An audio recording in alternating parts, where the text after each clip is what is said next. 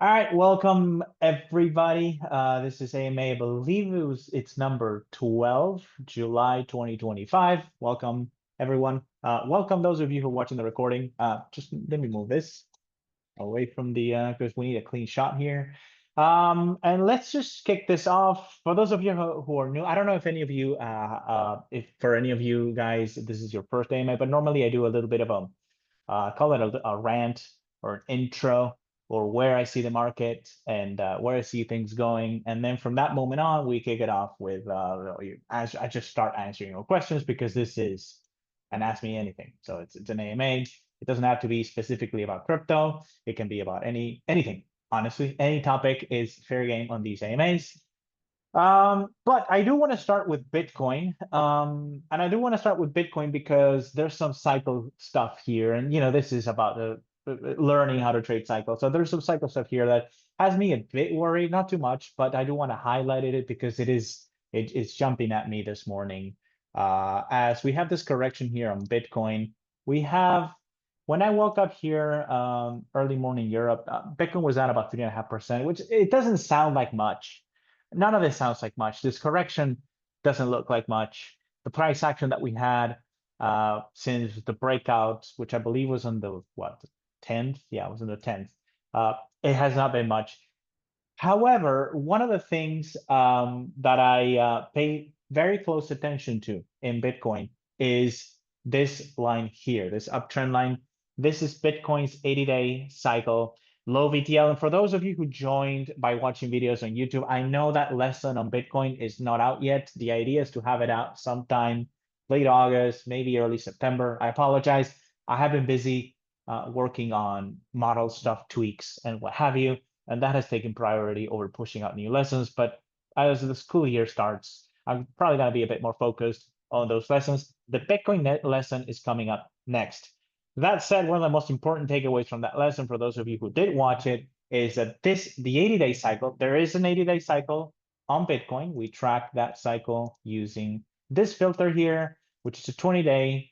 It's a 20-day filter. We'll move it backwards by 10 days. I'm going to leave this on for a while because I think it's going to help with the explanation of where I see the market right now. So you can see here, all of you should have watched, I believe it's the second lesson where I get into how to use filters.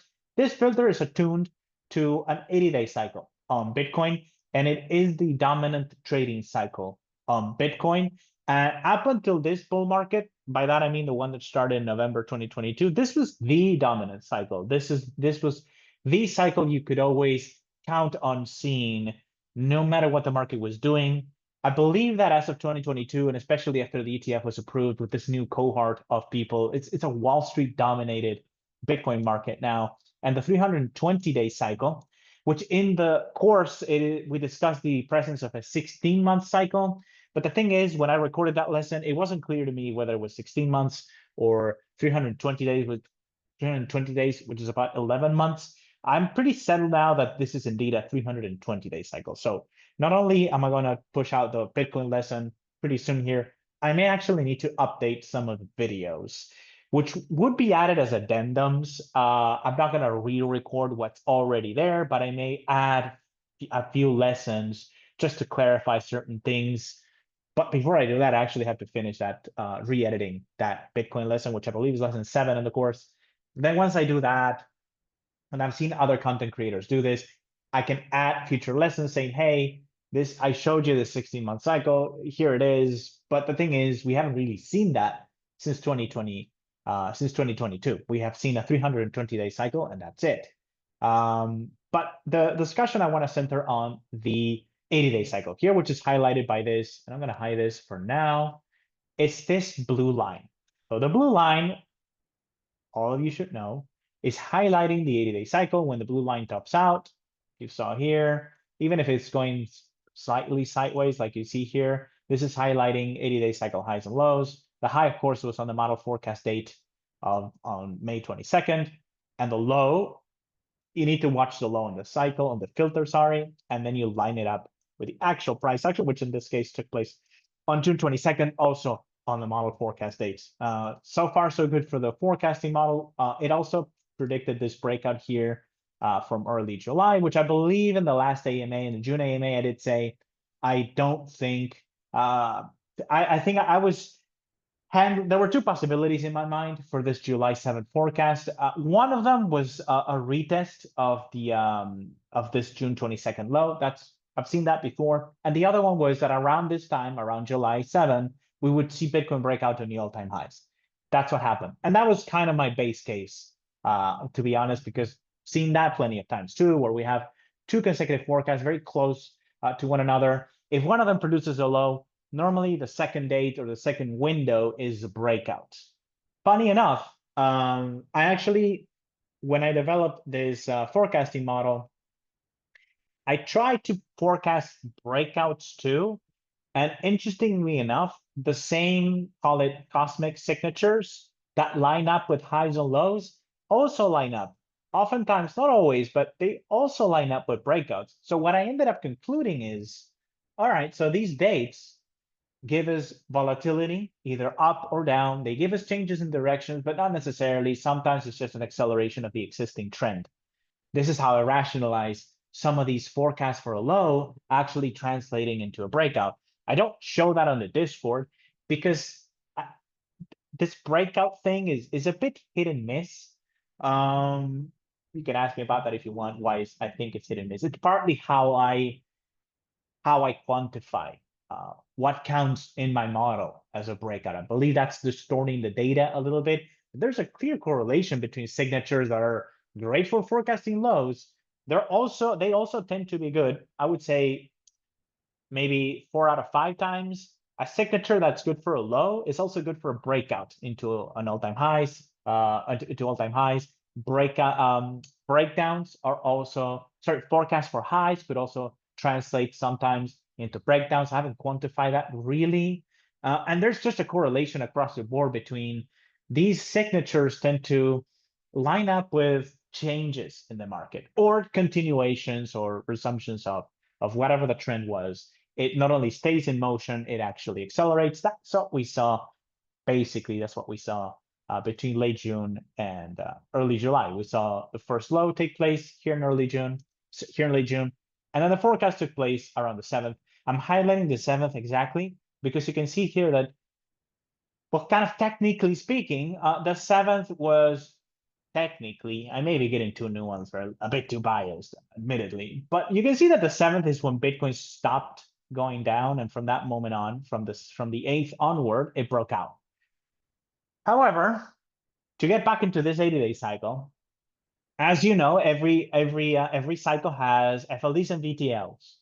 And what I taught in in lesson 2 is that VTLs, the trend lines that are constructed by connecting two consecutive highs or lows of any given cycle. This is an extremely powerful tool that, in my opinion, not enough people are using. Like, a lot of people use moving averages or oscillators or Fibonacci's or all of that stuff. Not enough people use this simple tool, this trend line tool. And what I believe the model, the cycle model that Hurst developed, what it gives us is clear rules for how to use. Forecasting model has been on fire, touching wood. Yeah, I want to get into that actually, Marcos, because it's been on fire except until we got to July 14th. But all right, whatever. So the model is giving us clear rules for how to draw trend lines. Most people, and I've met extremely successful traders, if you will, like Martin Armstrong, I know relies on trend lines a lot. I don't know if you follow his work. He sometimes occasionally will post a chart with a bunch of lines drawn. And I've been watching those trend lines for 13 years now. And actually 13 years since I met him personally. I think I've been reading Martin Armstrong since 2008. I think it was 2008. He's actually one of the reasons I dropped out of college. I just looked at his life story and the body of work he had produced, and this guy was saying academics are all, they're full of it and they don't know anything. And there I was going to college, and eventually I had a bit of an existential crisis because my professors were telling me that the crisis in 2008 had taken place for some certain technical reasons, and this guy, who was clearly accomplished, was saying, no, that's not the reason. It's these other things. And eventually I kept reading, had an existential crisis, dropped out of college, and the dedicated myself full time to, among other things, reading from Marty's writings full time. So I know how the guy's head works, and he is brilliant. However, when it comes to trend lines, he's all over the place. I've seen him draw weird trend lines. Now I think his model is writing those, so there must be some rules for how the trend lines work in his model, but he'll do things like draw this trend line and then project it forward, and then maybe this acts as support now in this correction. And I'm like, well, that doesn't make any sense. It's just connecting any random 2 points. Like he will, for example, connect, to use my model speak or Hurst's model speak, 20-day cycles that also are 80-day cycle lows, and somehow that's projected into the future, and somehow that's supposed to mean something. I don't think this means anything. So having clear rules for how to draw trend lines gives you what Hurst called valid trend lines. And these valid trend lines, in my experience, are extremely powerful. Now, I only draw in my charts, I only draw 80-day cycle VTLs, 80-day cycle valid trend lines, and 320-day cycle VTLs. It's the black one here. So normally, if you're looking at a chart that I made, that I drew, I use orange for the 80-day VTL, and I use black for the 320 VTL. The reason I use black for the 320 VTL is because it lines up. I sometimes call it a bear market indicator. If any crypto asset crosses below that, it is in the red zone. It's probably a sell, and just you should stay away until the trend becomes more clear. There was an exception to that rule actually recently with Ethereum and Solana, and I'm sure we're going to get to that in a minute. However, the 80-day VTL is extremely important in Bitcoin, because it tells you whether the market is bullish or undergoing a consolidation or a pause. It actually lines up, the crossing of this 80-day VTL lines up, I would say most of the time, not always, but most of the time, it lines up with 320-day cycle corrections. So whenever Bitcoin crosses below the orange line, what follows is this, a big correction. I can go, and in fact, I will.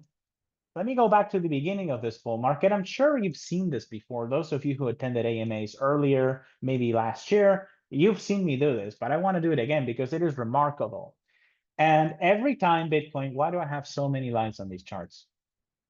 All right, okay, so every time Bitcoin crosses below the 80-day VTL, at least a 2-month correction follows, at least. And the market always goes into a pause that lasts, like I said, at least 60 days. So the first, and we've had one every year, which is kind of unusual. We didn't have those before. So here's the 2023 VTL that was crossed. This is not the only VTL that we can draw in 2023, but this is the one that was crossed.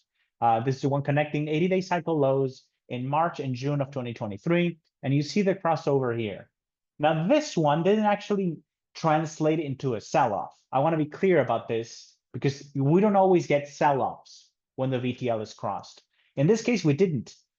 In fact, we had a bit of a crash in August of 23, and I remember this very well because I was on an island in Greece and I was on my phone hedging, buying puts ahead of this crash because sometimes I can just the act of getting close to the trend line is quite bearish.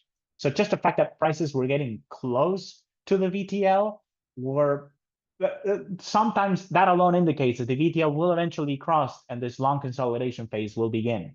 And that's what happened in 2023. So I was buying these puts. Eventually, those puts, I believe, expired worthless because the market crosses the trend line on August 17th. And if you draw a line, just a straight line from the closing of that day, you can see that there was not a lot of follow through after crossing that trend line. However, the market was paused. You can call it dead for 3 months. In fact, it would take 3 months for the price to break out on October 17. I believe it was the 17th. Maybe I'm wrong. No, it was the 23rd. So even more. It was more than 3 months before we got a breakout. And admittedly, the correction did start on July 13th. So July 13th, just like now, we're having a top, then a crossing of the trend line here, which confirms that this is not just your average correction. It's going to last a while. That's what it tells you. And then what follows is this very long consolidation phase. So that's 2023. Then we fast forward to 2020. We fast forward to 2024. We have the same thing. This time, we got a very early warning of what would happen next. So we get this trend line here. This connects the 80-day cycle low you see here on January 23rd of 2024, and then the low on May 1st, I think it was. Yeah, so it's a low on May 1st, and then that gets crossed, that trend line is crossed in the middle of June 2024. What follows is again, multi-month correction. And notice that, well, in this case, we did have some downside. We did have some downside. So we cross the trend line. Bitcoin goes down from 60 plus 65, 66, all the way down to 54. But the thing that stands out to me is the length of the correction. It's not the magnitude. In fact, one thing we can say is that as more Wall Street institutional types have gotten involved in this market, those corrections are not nearly as severe as they used to be. It's about 20, 30% tops. That's the positive. The negative is that they last a lot longer. Personally, as a trader, as somebody who thrives on trading volatility, and all my models thrive on trading volatility, I would rather get a 50% correction like that in a month and then back up to all-time highs. I prefer that because I can trade that. I can't trade this. When Bitcoin does this and it just goes sideways and goes nowhere for months, I can't trade it. I can't do anything. I mean, I can trade some short-term strategies, which I do have. They're posted on the Discord. There's the 5-day trading strategy, which you can deposit your funds into the wallets if you want, or you can just follow the trades. You can just see what it's doing and copy the trades. Up to you. That's a very short-term trading strategy, which did make money, I believe, in this consolidation phase. But the big strategies where you're just looking for that breakout, looking for all-time highs, they don't work.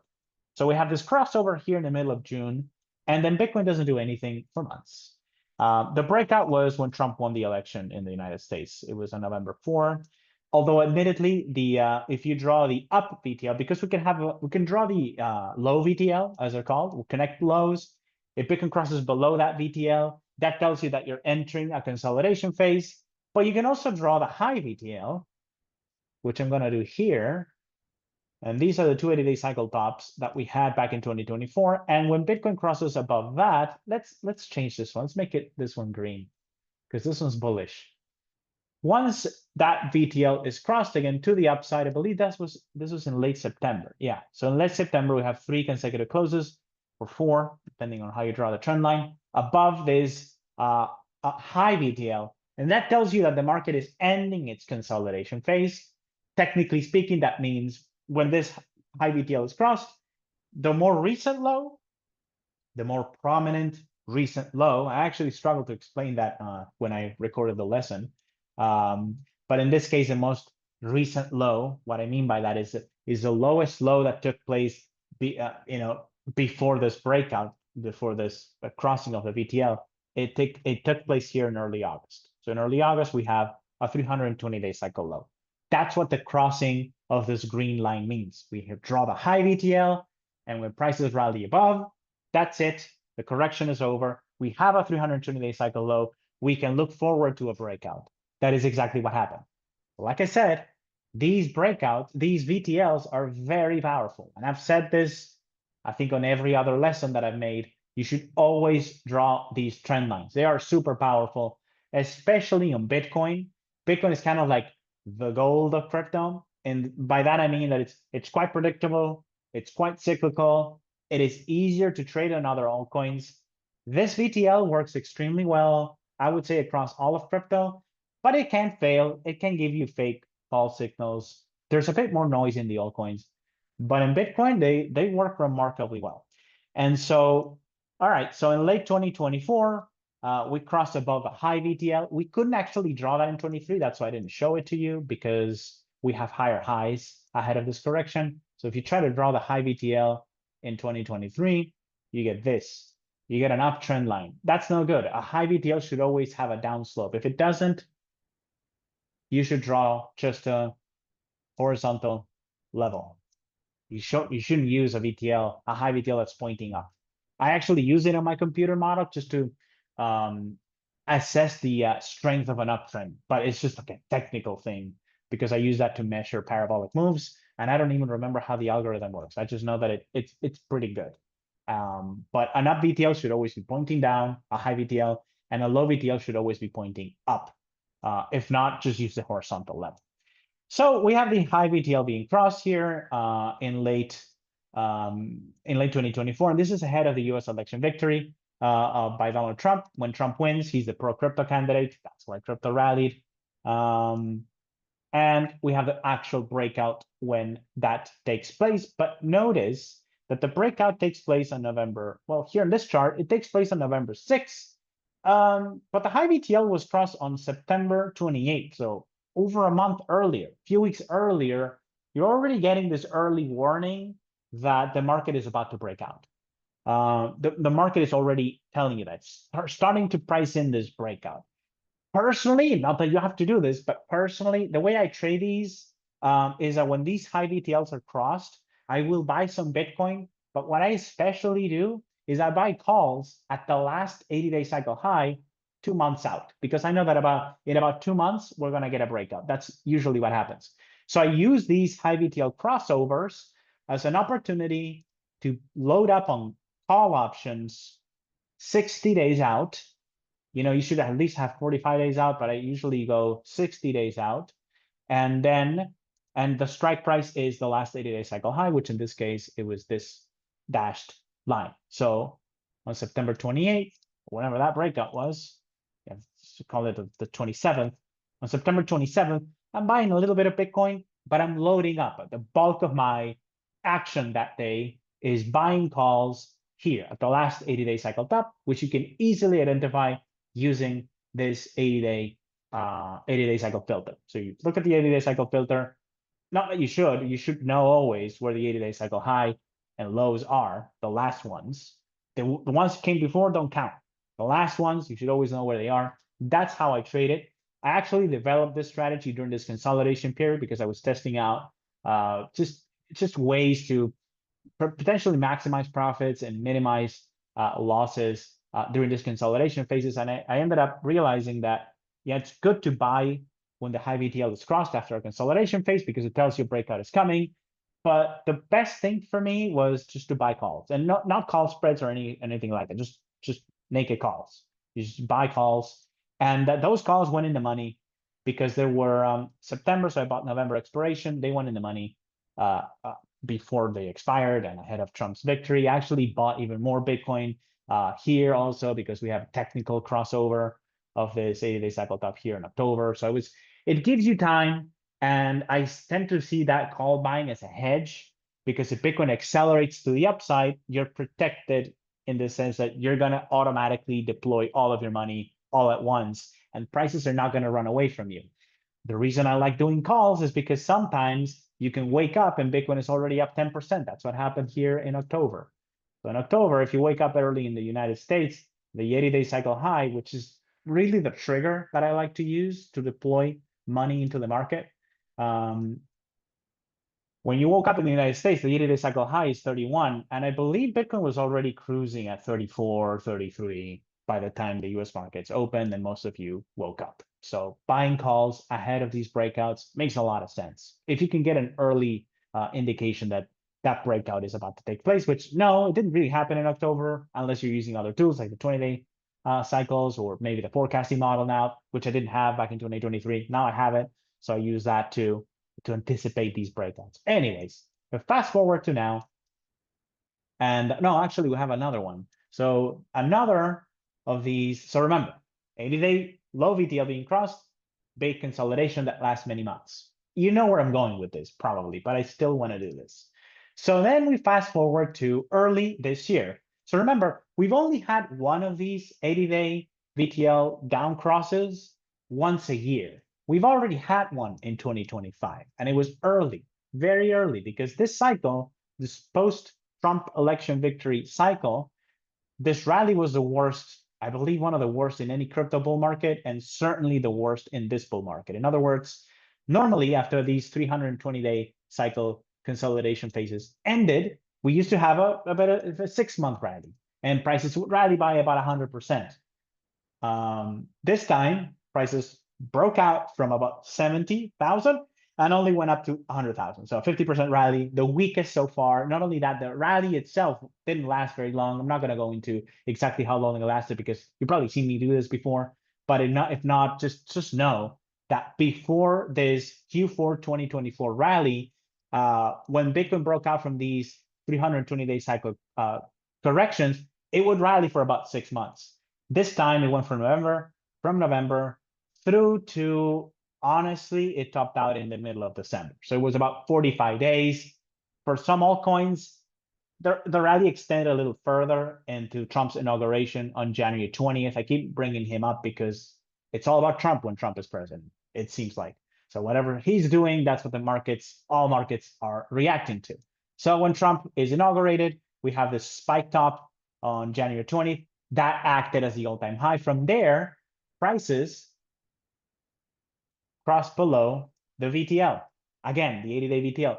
This to me was a little worrying, and I believe I highlighted that. I mean, I kept highlighting it after it happened, of course, but ahead of it happening, I did warn that we really shouldn't be seeing this because we've only been rallying. Really, the breakout has only taken place. So the rally has only lasted for about, if you want to be strict, only about 45 days. And we're already crossing below the 80-day low VTL. That is a weak rally, not what you would expect. Prices are only up 50%. We should have expected a rally of 100%. So it should have gone up, should, with air quotes, should have gone up 100% at least, should have been rallying for at least 3 months after the breakout. We got none of that. So the rally was halved. It was halved both in terms of price and time. We got half the time, half the price appreciation. Not good, very weak. Now, back then I said, okay, you can have a weak cycle within a bull market. So this was early to be crossing the low VTL, very early. And now fast forward to now, and we have this. So we have this breakout here. We have the low VTL already confirmed. This is already confirmed. I'm just going to leave these black arrows highlighting 80-day highs and lows. There we go. So we have the high here on May. We have the low in June. That's a perfect, clean 80-day cycle. Nothing to see so far. However, I can't help but notice that we have an 80-day cycle completed between this low here in April 7th, and then the low here on June 22nd.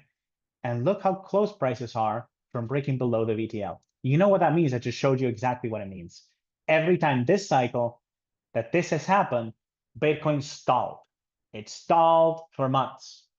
And we're close. We haven't crossed below it. However, we were also close back here in late January, and I was already highlighting it because it was, I will say the January pattern was far worse because we have this new impulse wave, if you want to call it that. We have this new rally starting in early January, and we failed to break to new highs. So we're making a double top on the 80-day cycle. First time that's ever happened, actually. There are no double tops on Bitcoin's 80-day cycle that led to a correction. So that pattern, up until recently, had never happened before. But here it is, it happened. And by the way, score 1 for Hurst's model because even though this has never happened in Bitcoin before, we can see it in the model. And we know that it's probably not a good sign.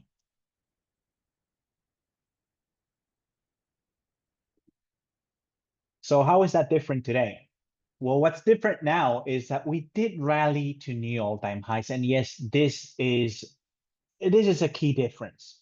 So what I noticed in my testing is that if Bitcoin is going to cross below its 80-day cycle VTL, it matters whether or not it just made a new high or whether it's making a lower high or a double top. Let me show you what I mean by that. So in this case, between January and December, so between December last year and January of this year, we have a double top.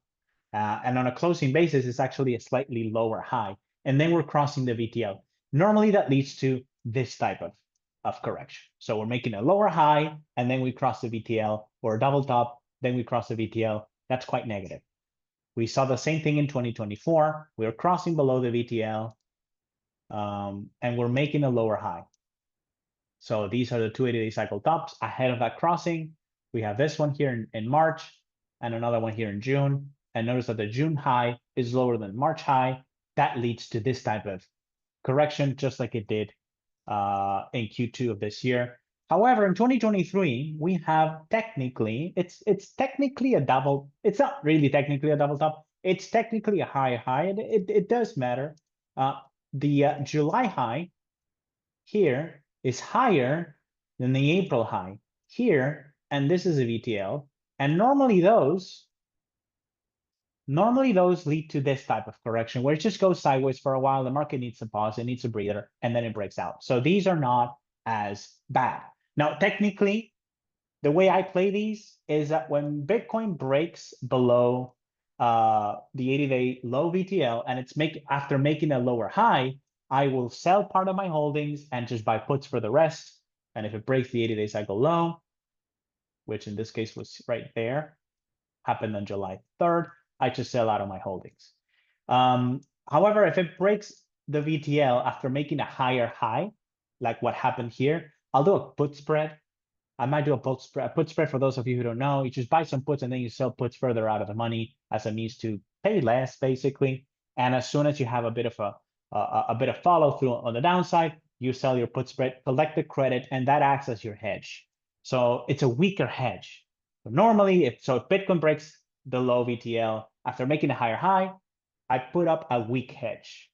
If Bitcoin, on the other hand, is crossing below the VTL and it's making a lower high, I will sell part of my holdings. I'll put up a stronger hedge. I'll buy puts that are very close to the money. I just want to be either out of the market or fully hedged.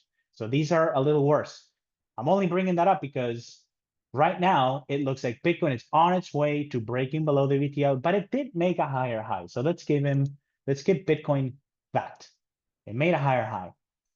Beyond that, crossing all of these VTLs once, twice a year is very unprecedented. Hasn't happened, actually. It has not happened before.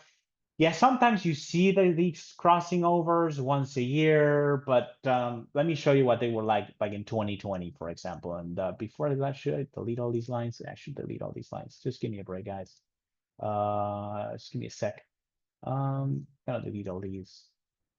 Boom, boom, boom. Before I do that, though, let me get to some of your questions because I see the chat scrolling. That means somebody must be asking questions. All right, so Marcos, I gather that you do the same on the downside by puts. You said that you did on Greece, right? Did you ever consider the slope of the VTL? Marcos, I believe I answered those questions. Yes. On the downside, I buy puts. I just explain what I do. However, on the downside, there's a difference. If Bitcoin's making a lower high, I'll buy a put spread. So I buy puts, but then I hedge. I hedge with puts, and then I hedge the hedge by selling puts. If Bitcoin is making a lower high, I just buy outright puts. Sometimes I even cash out. In this case, I think I would cash out of the market simply because there's been no upside. But we can discuss that in a minute. On the upside, when it crosses a high VTL, I just buy calls. I buy some Bitcoin, then I buy calls. And normally what I do is I also try to buy on pullbacks. So what's happening here, let me draw these again. So it's this one. This is VTL. We're going to make this. Actually, you know what? Let's leave it orange. And here's the 80-day cycle top. So what I do is I'll buy calls here. But since this is a bullish signal, I also sell some of those calls and buy cash Bitcoin during any pullbacks. So I bought here in early October, and I believe I bought again here. And this mini correction when it tested the high and then it pulled back, I bought a little bit more. And I only had a couple of Bitcoin left to buy by the time we got to November, and those calls just went straight into the money, straight in the money after the election, after election night. So that's how I do it. Whereas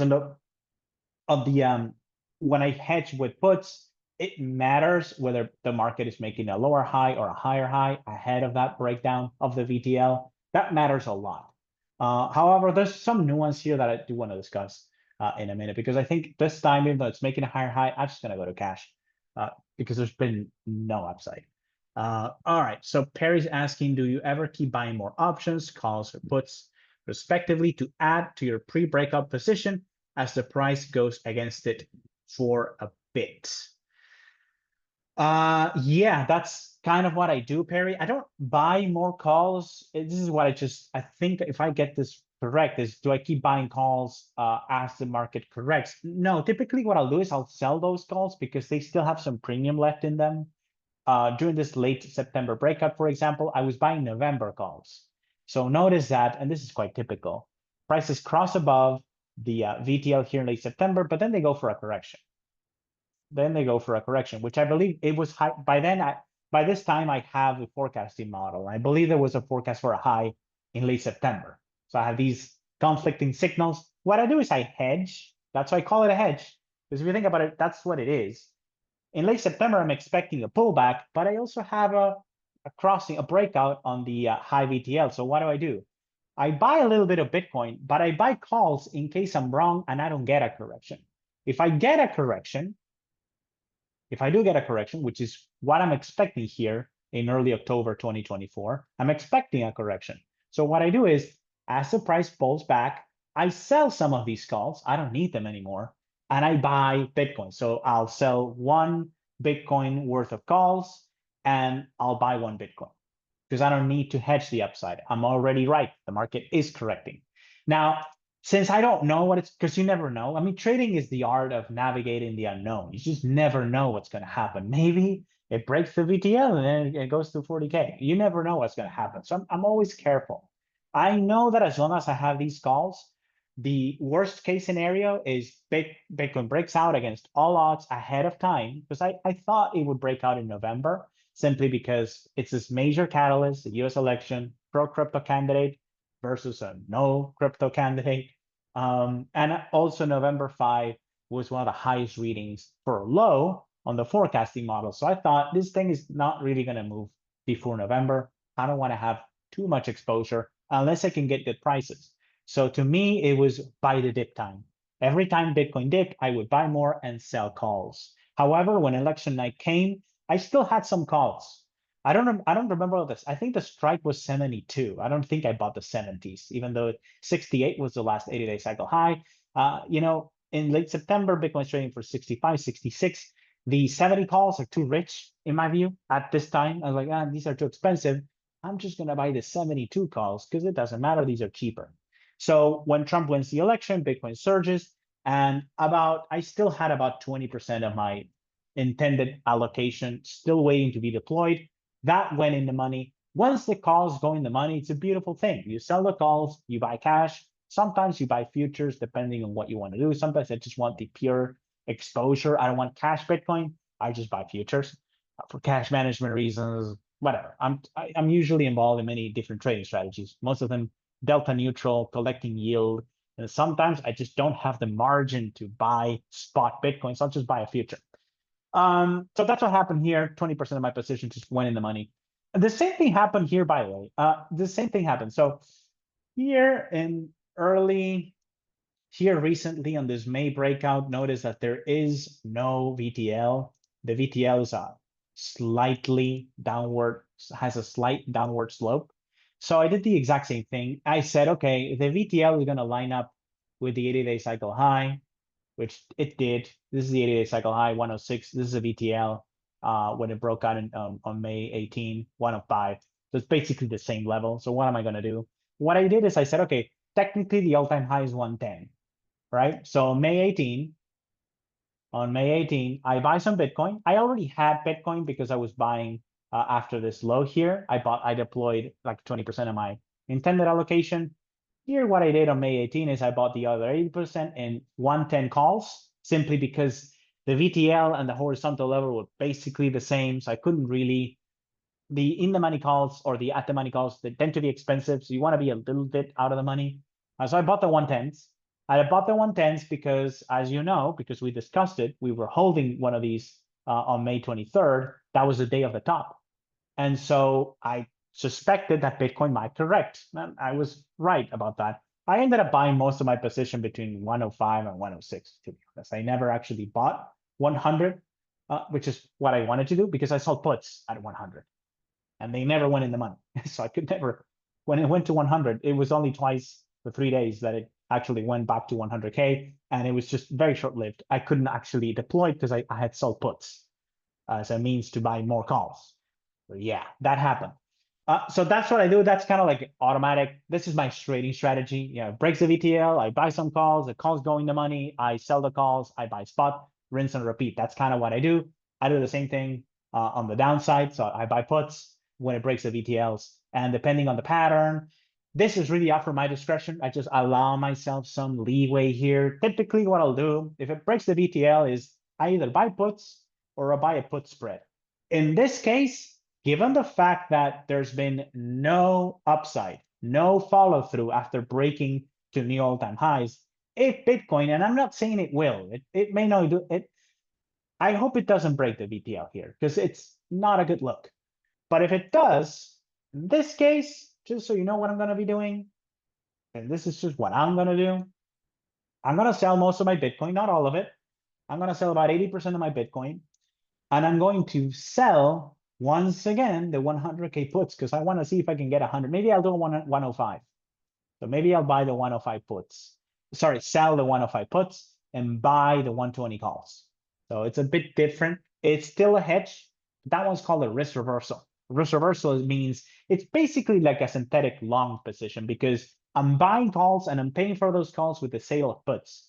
This is an aggressive strategy that bets on more upside. In other words, I do think that even if we break this VTL, because Bitcoin is making this pattern of higher highs and higher lows, I think it's just going to be a pause, not unlike what we saw in August of 2023, which I can take you back to that. And notice that after breaking the VTL, nothing really happened. But the market did linger or meander sideways and treaded water for some time and gave you an opportunity to buy at these lows, 25K at the time. So I'm thinking if Bitcoin crosses this VTL, not a good look. I mean, this is normally when Bitcoin breaks its 80-day cycle high, you get something, you get a profitable trade. In this case, we didn't. We have two 80-day cycle crossovers or breakouts, and none of them resulted in a lot of follow through. So let me delete this one line here and this one. These two dashed lines are the last two 80-day cycle breakouts that we got. We got one here on May 18, and we got another one here on July 10. And yeah, the market didn't do much. So notice that in both cases, the market rallied for like 3 days, about 5%, 5 or 10%, and then it went into an 80-day cycle correction.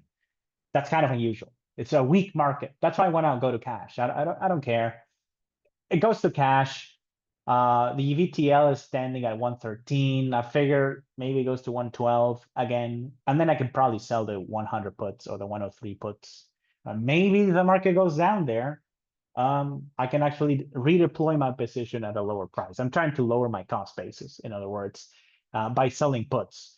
And then I'm buying calls as a hedge. So normally the reason I buy calls is just as a hedge. So I buy the 120 calls in case I'm wrong. This thing crosses the VTL, it heads into August, and then it breaks out.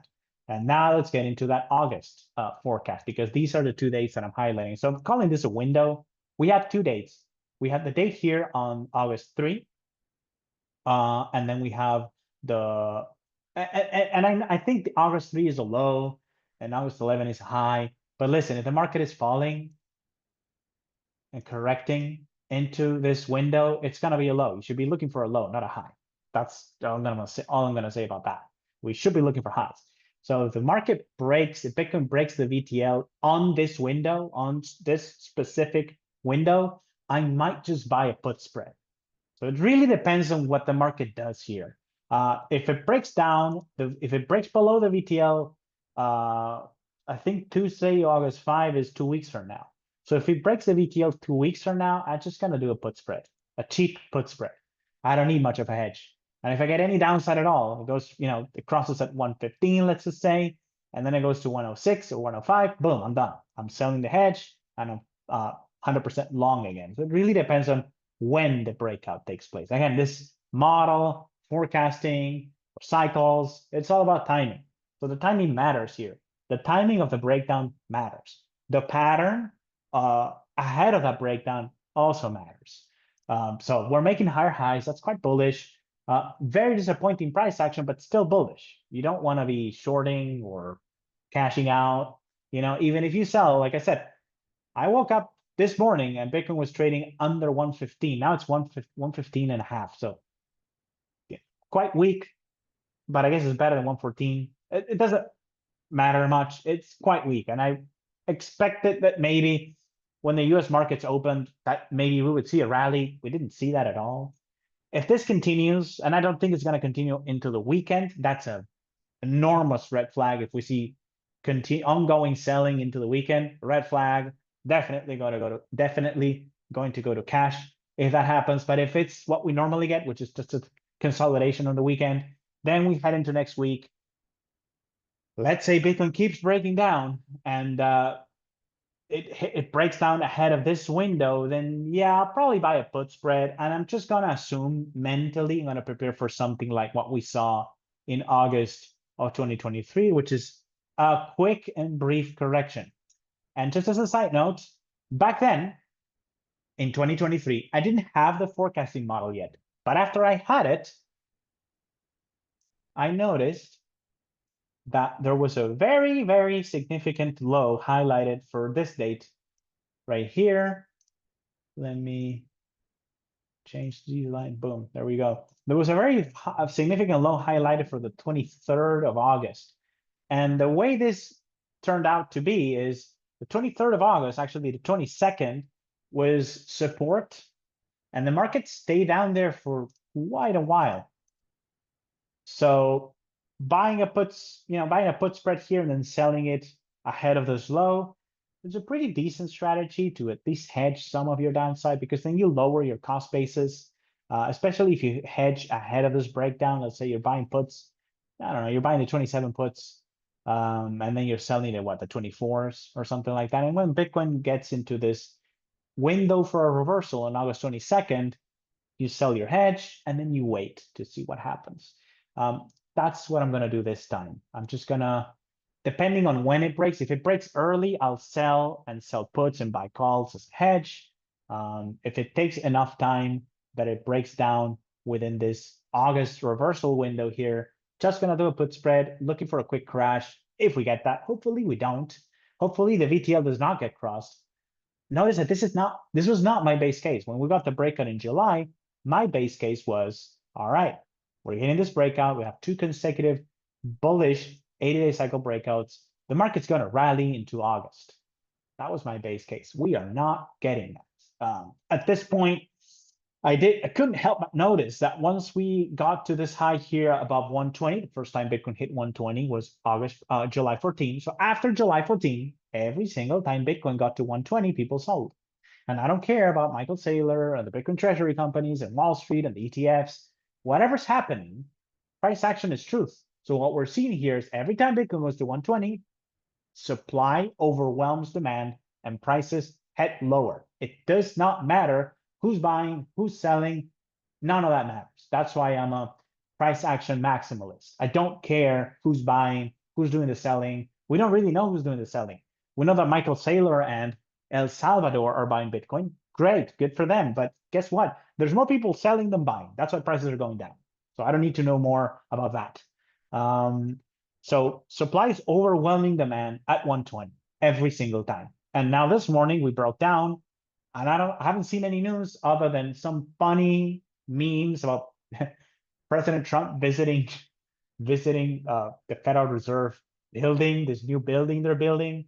And apparently they're running high on costs. They said it was going to be like 2.4 billion. And I think the president said, no, you're actually spending 3.1.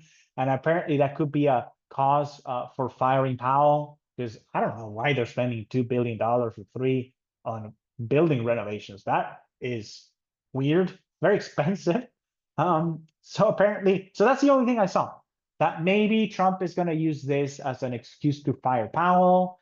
That would be bullish though, because whoever he appoints is going to lower rates. So that would be bullish for Bitcoin. So that's the only headline that I could point to. So I never like to see markets break down, even though it was a small consolidation range. I'm not worried about that. I'm worried about the fact that it broke out and immediately sellers come out of the woodwork. There are no buyers, buying dries up and prices pull back. So that's what I'm worried about. The fact that there are no buyers. It's not the fact that Bitcoin's going down. It's the fact that it didn't go up at all. That's what worries me. And absent any news, that's never a good thing. That's why if you get a sell-off on the weekend and nothing's happening, by the way, we were getting that ahead of this breakdown. If I remember correctly, some of this took place on a weekend. So Saturday, Sunday, the crossing of this VTL took place, I believe, on a Sunday or a Saturday. Yeah, it was a Sunday, February 2nd, when Bitcoin broke this VTL. And I remember going on Twitter and people were saying, oh, they're painting the tape. Volume is thin. Don't trust it. No, no, no, you can trust it. And actually, it's the opposite. It's a bad sign because somebody's selling a lot of Bitcoin and it's the weekend and there are no news. That's never good. So let's hope we don't see that. Hoping to see a rally here by the end of the trading session, hopefully.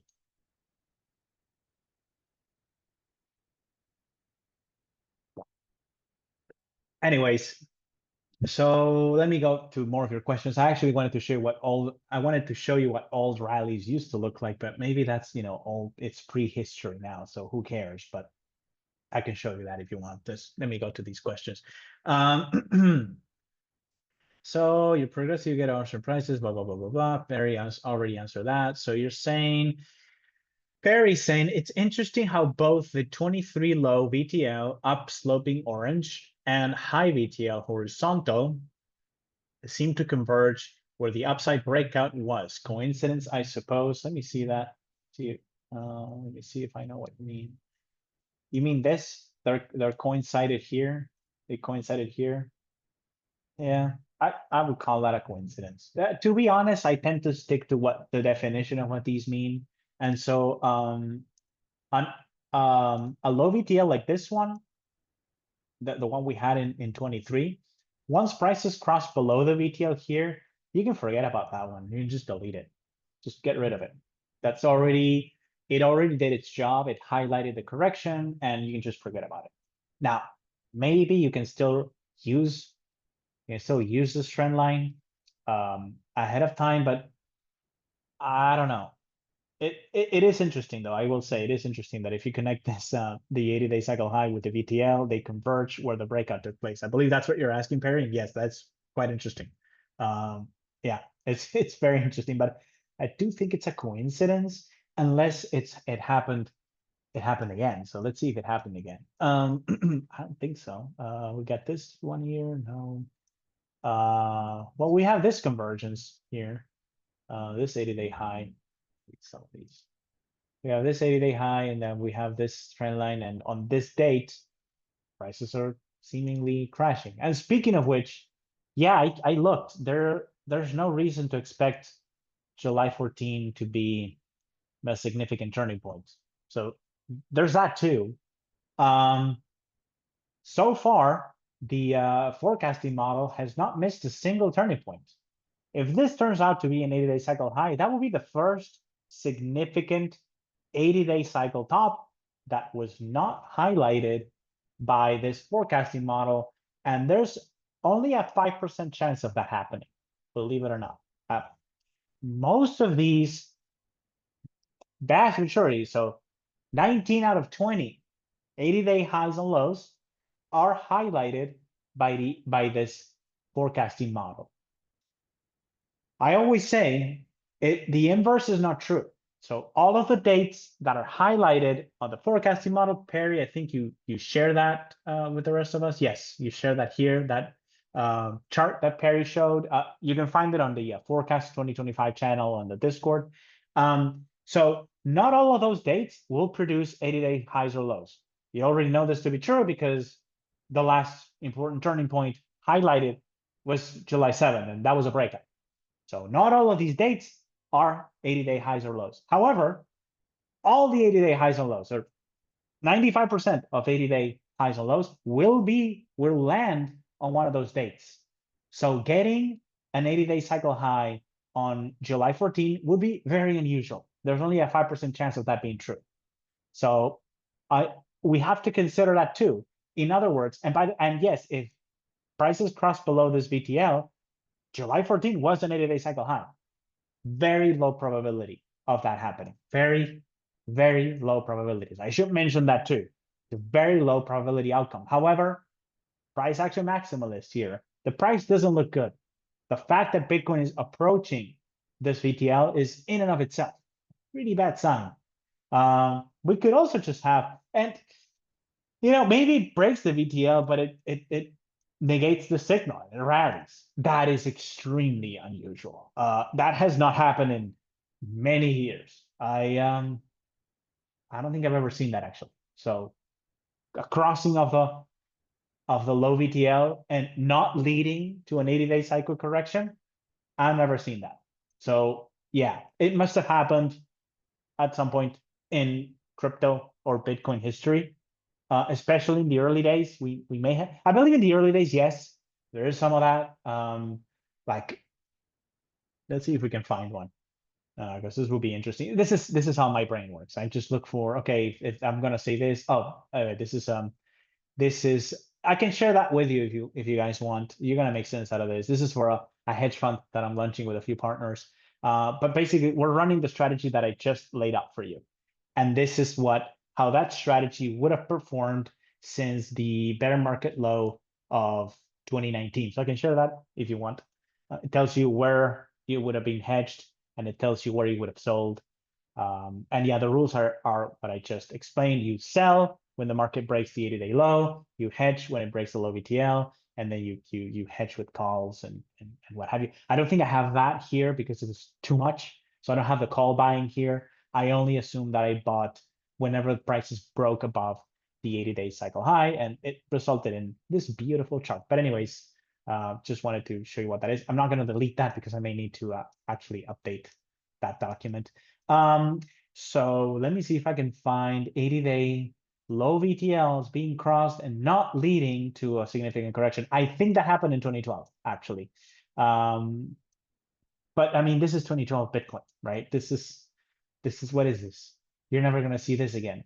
And notice that we have an 80-day low here. By the way, yes, this is the only time that I can remember from memory where crossing a VTL did not translate into a correction. It was in 2012. 13 years ago. And we have this crossing of the VTL right there. And notice that, what did it highlight? Well, it did, technically it highlighted a pause. The crossing of the VTL takes place on March 19, 2012. And then prices go nowhere until June. Then we have a breakout. Let's see, when is the breakout? We have breakout there. Yeah, in June 4, June 5. That's when the breakout takes place. Now, this is a very different animal, right? Bitcoin at this point, you can't even say that it was trading like a meme coin because meme coins have a lot of liquidity now compared to Bitcoin back then. So this is a different animal. Bitcoin did things back then that it doesn't do today. So take this with a grain of salt. There's one instance that I can remember, there may be others, where Bitcoin crosses the 80-day low VTL and it does not lead to a correction. I don't know that there are any others. I really, really don't think there are any others. Yeah, that's it, really. That's it. Normally they're phenomenal, like this one. It's just a 2014 bear market. Prices cross the 80-day VTL here, and this is a rule that I tell you guys about. We're crossing the VTL here. We have two lower highs, one there in July 2, another one June 3. So we have the lower high in the 80-day cycle, and then we have the breakdown of the VTL, and that's what normally happens. Prices just crash. Now again, in this case, we also had the 320-day cycle low VTL. I think it's right there. I'm not finding the cycles because I just know this from memory. Just have all these charts memorized. So it's right there. And that tells you're in a bear market. So you cross the VTL for this pattern, and the idea is you would hedge here. You would hedge here on July 14, July 13, and then upon prices crossing below the actual 80-day cycle low right there, I believe that was in August. It was August 14, a month later, you're selling your Bitcoin, and you should, because a few days later, prices cross below the 320-day low VTL. That is a black line that leads to bear markets. And sure enough, it led to a bear market. And by the way, there's only 3 crossings of this 320-day low VTL in Bitcoin history. I believe this is the first. But wait a minute, because if that's the first, then there were only two. Because we didn't have one in 2017, and then we got one. I should hide these. I definitely should hide these drawings. They're interfering. Let me see if I can just hide these. Yeah, let me just hide all of that. Now, you know what? I don't have to do that. I can just switch. Boom. Let's just switch to my usual chart. And then we have this one. This is not a black line.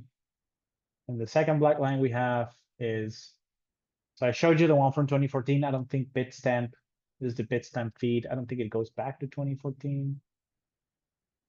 Oh, no, wait, it does. It does. So we have this one. How many crossings of the 320-day low VTL do we have? We have one in 2014, this one, bear market. And you can test this against other altcoins. The 320 low VTL is pretty good, reliable indicator for a bear market. We don't have one in 2017. There is no. I showed that for those of you who watched it on lesson 7 on Bitcoin. I said what's remarkable about Bitcoin in 2016-17 is there's no 16-month correction. 16-month, 320-day cycles that are the same cycle. There's no correction matching that cycle in the 16-17 period, so we can't draw the VTL. You can use, in lieu of that, if you don't have a VTL, you can use the FLD, by the way. I can show you if you want. It works too. If you don't have the VTL, you can use the FLD. If you don't have it. If you have it, you should use the VTL. And then, again, it happened here. It was sometime here that it took place in 2021, or maybe it was early 22. Yeah, it was January of 2022.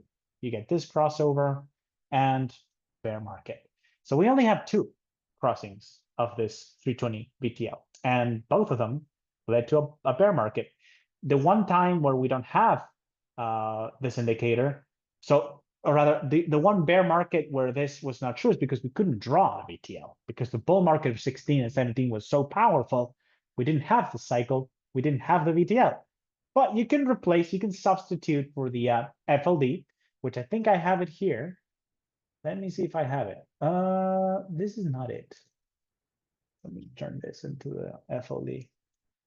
I think it's this one. So there we go.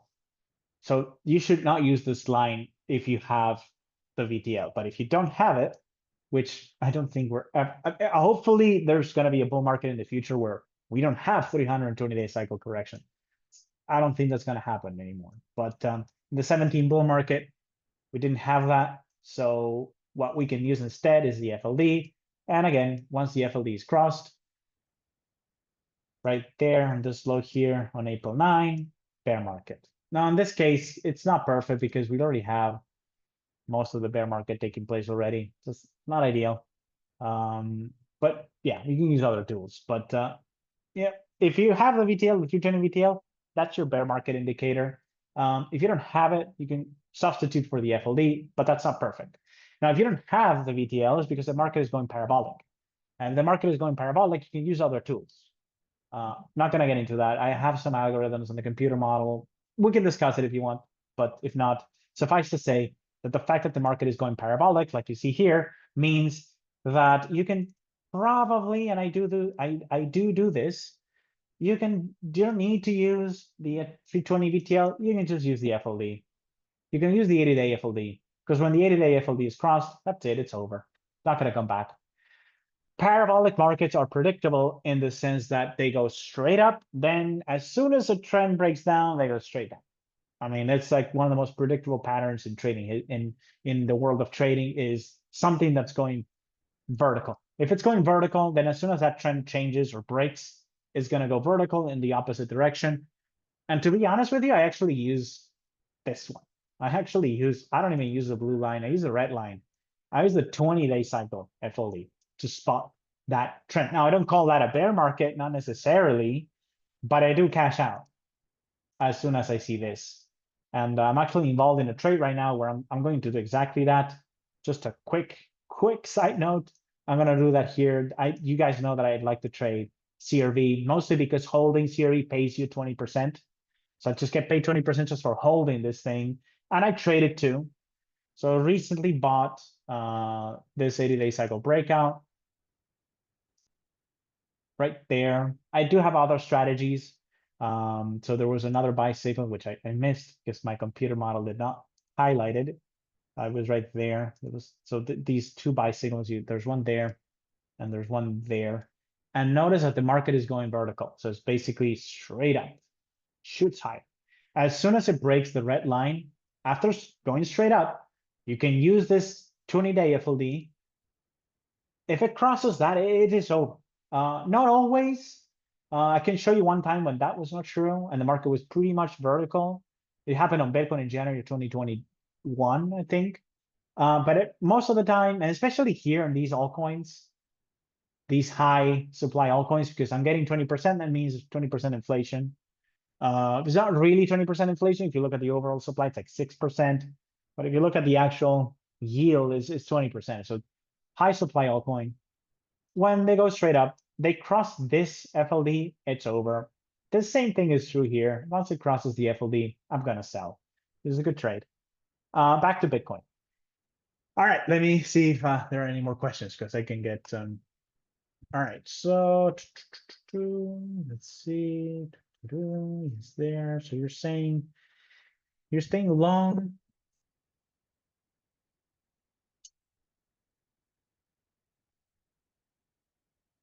So Perry, you're asking that I'm staying long in this 4-year cycle, even as it breaks the orange 80-day VTL, as long as price stays above the black 320-day VTL. Good question. No, I'm not going to do that simply because I just want to trade a bit more actively.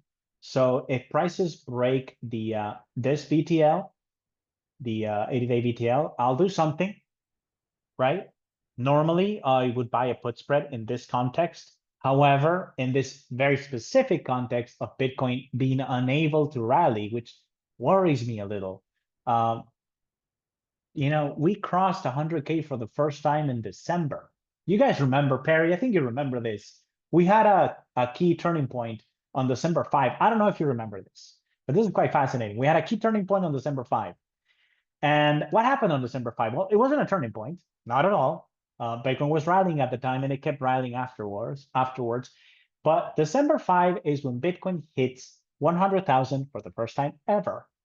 And what happens is Bitcoin starts the day bullish at or above 100K. Then the US markets open and it crashes. It actually went down quite a bit. So the range of that day is over 10%, 11%. It's a big range on December 5. So it's the first time in history that Bitcoin hits 100K. It trades within a 10% range, which is quite a bit for Bitcoin nowadays. And not only that, Bitcoin traded within that range, defined on that day for months. And every time it got above the high here, which is 104 or 105, I think it's 104, almost 104. Every time it got there, people sold every single time. And many attempts to break above this December 5 intraday high. Many times, all of them failed. And then we have this correction. Not good. Then we get back to 100K. Get back to 100K in May. And again, we see the same thing. Bitcoin is unable to trade significant to get, let's see, it is unable to get momentum going above 100K. Completely unable. Like this whole rally, the only rally we've had in 2025, it started on April 7, and it took us back to 100K. As soon as we hit 100K, momentum just evaporates. People start selling. There are too many sellers at these prices. I'm a little concerned. So the same thing here. We do go to a 110 in this case. We struggle at 100. Then we go to 110. We keep struggling at 110. Now we go to 120. We're struggling again. What's going on? I would not be surprised if this trend completely breaks down, which is why in this case, since Bitcoin is, in my mind, unable to trade above 100K or unable to gain any momentum above 100K, and this is not my opinion, this is a fact. it is unable to get anything going above 100K. So I'm starting to worry a little bit. We're kind of running out of time. So in this case, if it breaks this VTL, I am going to cash. However, and by that, I'm selling everything, except maybe I might keep 20% of my position, but I'll hedge that. Okay, so I may sell 80% of my Bitcoin and hedge the other 20%. Now that 80% that I sell, I will also sell puts at 105. I would love to get 105, 103. I don't think we're done. I don't think this bull market is done. I don't think July 14 is going to be the top. The number one reason is I think that would show up on my model. It's not showing up as a significant date. So even if it's the top in price, I would bet that 120 is retested at some point in Q4. So because of that, I would sell my Bitcoin if it breaks the VTL, but I would also sell puts. So if Bitcoin crashes back to the strike on my puts, I might, depending on whether or not I'm able to do that, I might buy back the puts and buy Bitcoin, try to lower my cost basis. I'm not sure what I'm going to do, but I'm going to do something. It's just, I don't want to get too cute or too sophisticated. Just want to do something that makes sense and it's simple. So let's see how or if it breaks down. If it does, I'll definitely sell, go to cash, but I'm also going to buy some calls in case I'm wrong and the market breaks out. And I'm also going to sell puts because ideally we will get a swift correction and then we can reload at a lower price, get a lower cost basis, and then maybe it goes to 150. My target all along has been 150. That I think even though this market is trading heavy, Bitcoin is I like to say now, it's a heavy object now. It's hard to move it. Gravity has its way with Bitcoin nowadays. It just does not like to go up. It's a heavy object. And is that going to change in the future? I think so. But in this cycle, I don't know. It hasn't. It hasn't. It has been close to what, 8 months, 9 months since we reached 100K, and I am not liking the price action above 100K. I keep seeing the same thing. 100K is weighing on prices. There's too much supply of Bitcoin. There's a lot of people cashing out at these prices. Too many. I'm not comfortable with that. So I am going to sell. I'm going to hedge. Now, what am I going to do if it crosses the black line? Probably nothing, because personally, and this is one of the strategies that I'm developing again for this hedge fund, is it doesn't use the black. So the black line to me would be, okay, we're definitely in a bear market, and whatever the high is, prior to that breakdown of the black line, I'm going to call that a 4-year cycle high. So I know that's where the 4-year top is, and I might use that to short. I wouldn't go short via swaps or futures. I would probably buy puts. So I would go to cash. And where am I going to go to cash? I'm going to cash if it breaks this, which is the 80-day cycle low. That's to me the cash indicator. I go to cash always. If it breaks this 80-day cycle low, I go to cash.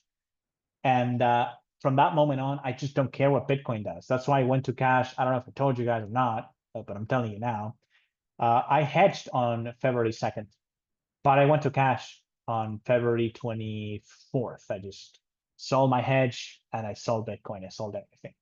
So it was good because I didn't care about this correction at all. And I actually bought it at 80. My first purchase was 82, I think. So it actually worked for me. I bought again at 90 and 91. I bought again. Then I bought again at 104.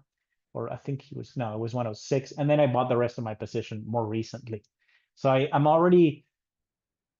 just trying to be more active because this market is not giving us the type of uptrend that we used to enjoy. Used to just be able to buy 80-day cycle tops on Bitcoin. And I can show you the results of that trading strategy going back to 2017 because it's one of the strategies that my computer model runs. It's a very profitable strategy. It has even been profitable in this cycle. However, this past 12 months, not so much. Now I have to remind myself that the strategy that buys 80-day cycle breakouts hasn't really been that profitable over the last 12 months. Bitcoin hasn't done anything over the last 12 months either. So I'm not sure. Maybe it's outperforming, maybe it's underperforming. I'm not sure. But I know that that strategy, which used to be phenomenal, it was simple, it paid out a lot, it was high payout, easy to do. I still rely on it for the most part.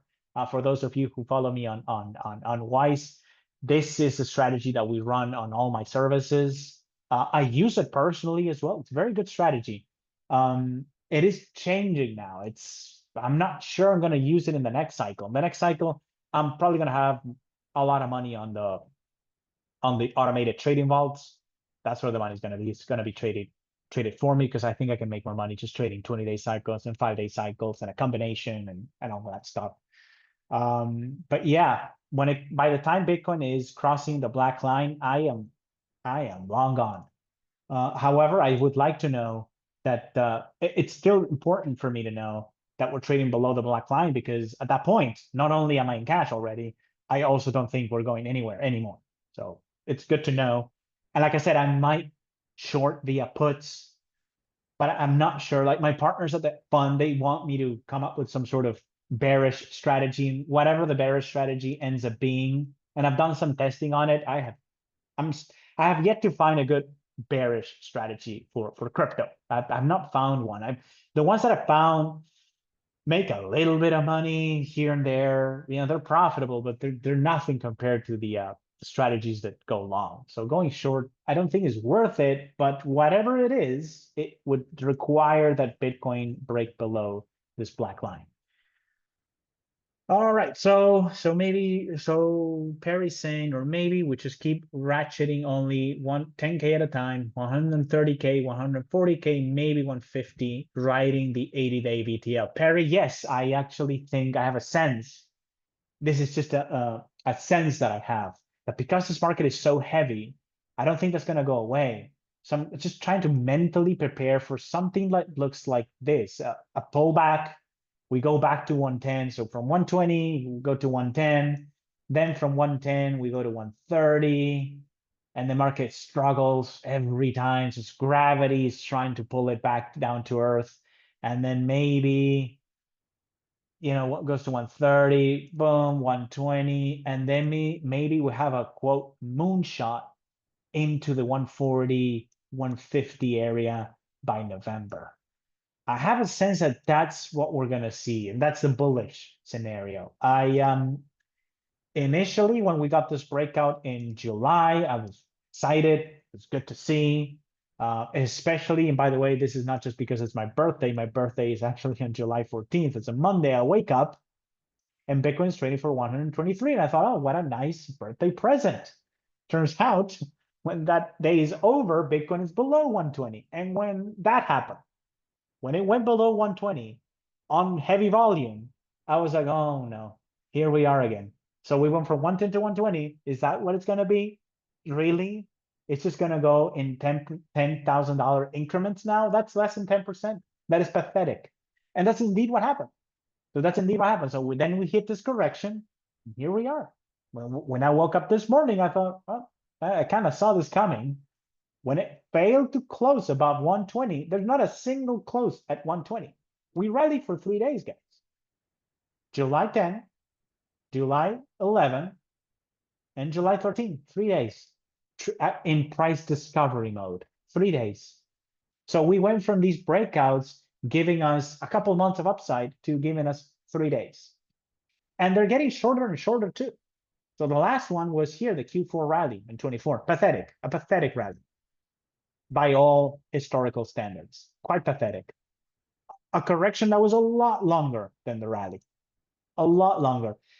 Cycle analysts, I don't do this a lot, but a lot of people do notice these. I think Camel, those of you who follow him on YouTube, I think he does this quite a bit too. You're not just looking at whether or not prices are going up or down. You're looking at how long they spend going up and how long they spend going down. And in this case, this was a pretty neutral cycle. Let's see. I think spend more time going down. 112 bars. Yeah, spend more time going down. So even though the correction was not significant by historical standards, we only went back to test basically the high in March, which again, completely unprecedented in Bitcoin trading history. Bitcoin used to stay well above the last 320 top. So this is the 320 top here, the 124, and Bitcoin approached that in 25. Unprecedented, never happened before. So there's a lot of unprecedented stuff in this bull market, and none of it is good. Like literally, none of it is good. It's trading a lot more with a lot lower volatility. The ups are matching the downs, both in terms of price and time.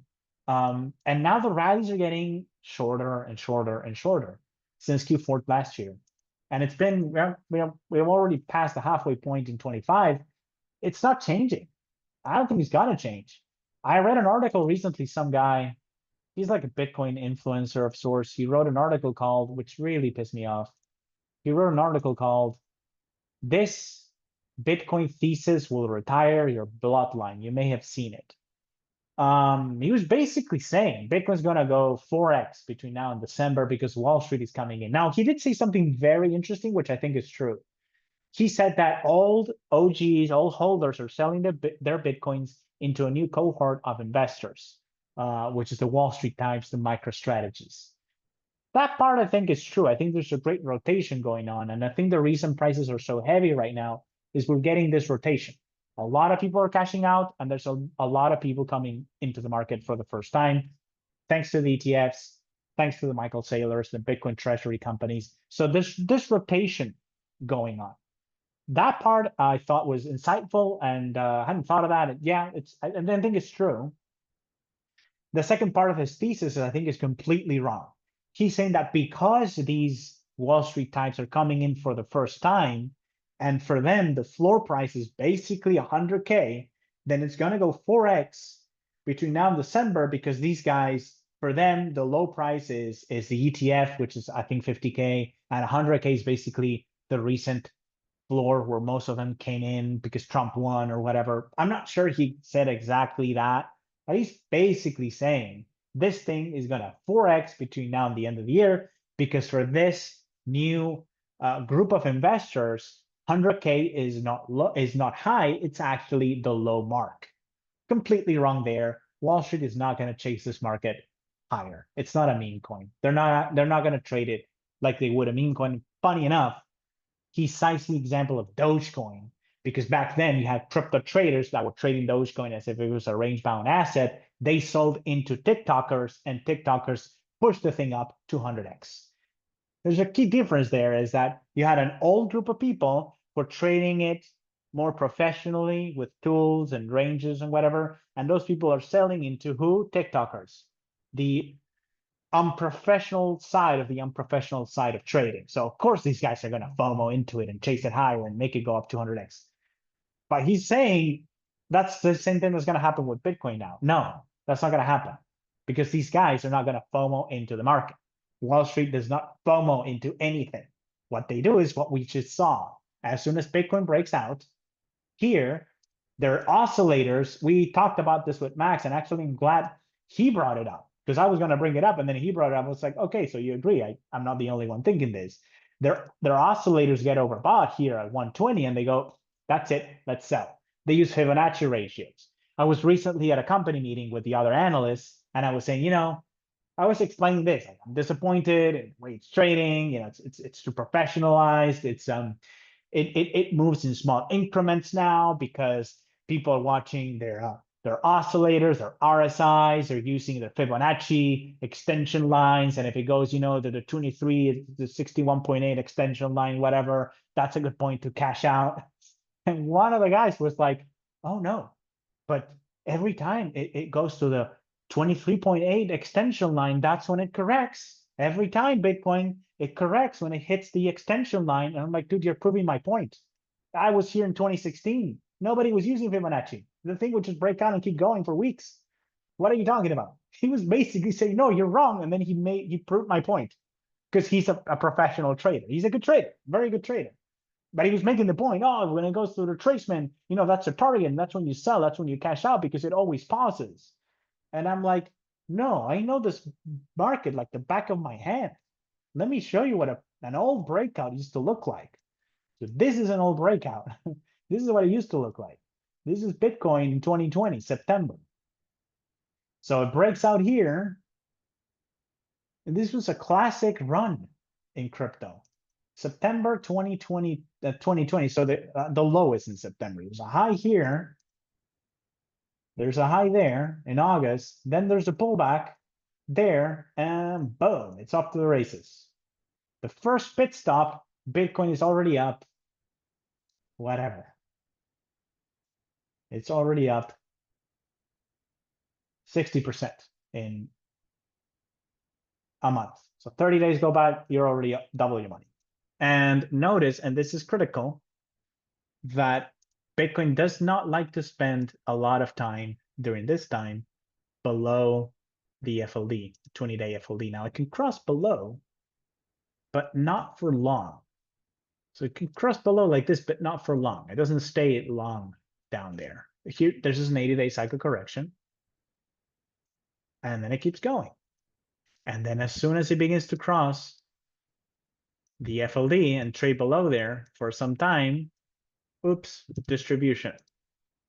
So just the act of crossing this FLD is pretty bearish. You fast forward to today, it's a different market. We're already trading below this. And it's not clear that the rally's over. Very different market now. It has changed. The character of the breakouts has changed. It's just not trading. Like even 2019, I think it went 5x in 2019.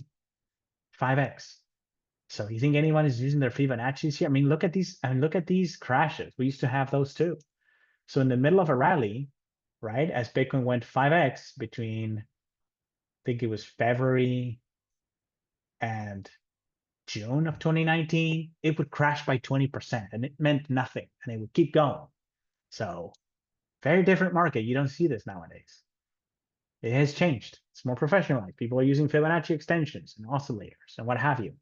And what's happening is, because most people trade that way, the market trades that way. Whereas before, it was mostly retail, unprofessional, and breakouts just meant price acceleration. And 20-day crashes were bought. It would crash by 20% in a day. That's what I showed you in 2019. In a day, it would crash by 20%. You don't see that now. It took months to go down just shy of 30%. So very, very different asset now.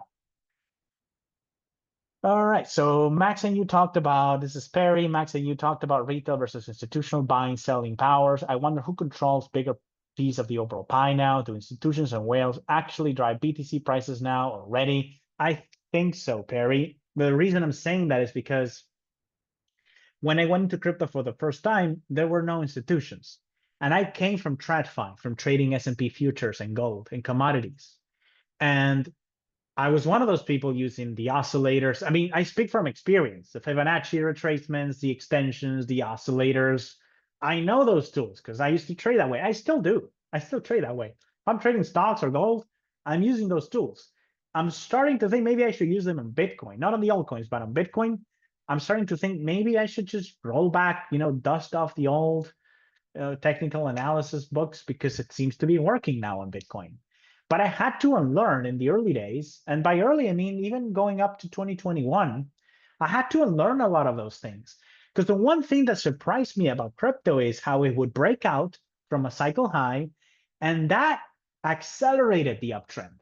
Just to give you an example of what TradFi looks like, that's the opposite of what you see, say, in the stock market. So in the stock market, you usually see this, and just I'm going to use a recent correction as an example, but this is what happens.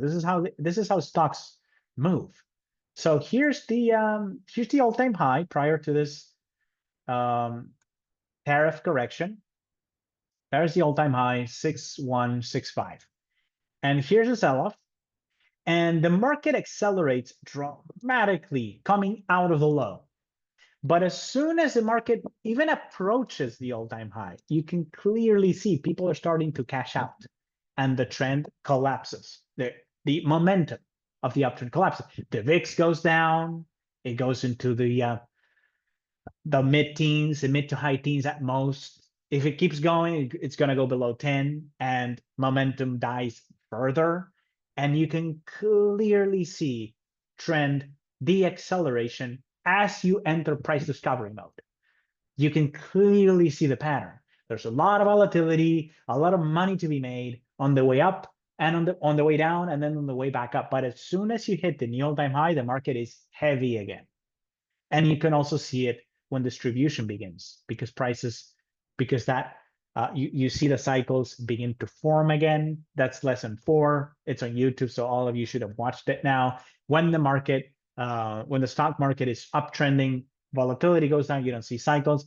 When you start seeing cycles again, that usually means that the market is about to correct. You're entering a distribution pattern. So it's very predictable, and it's always the same.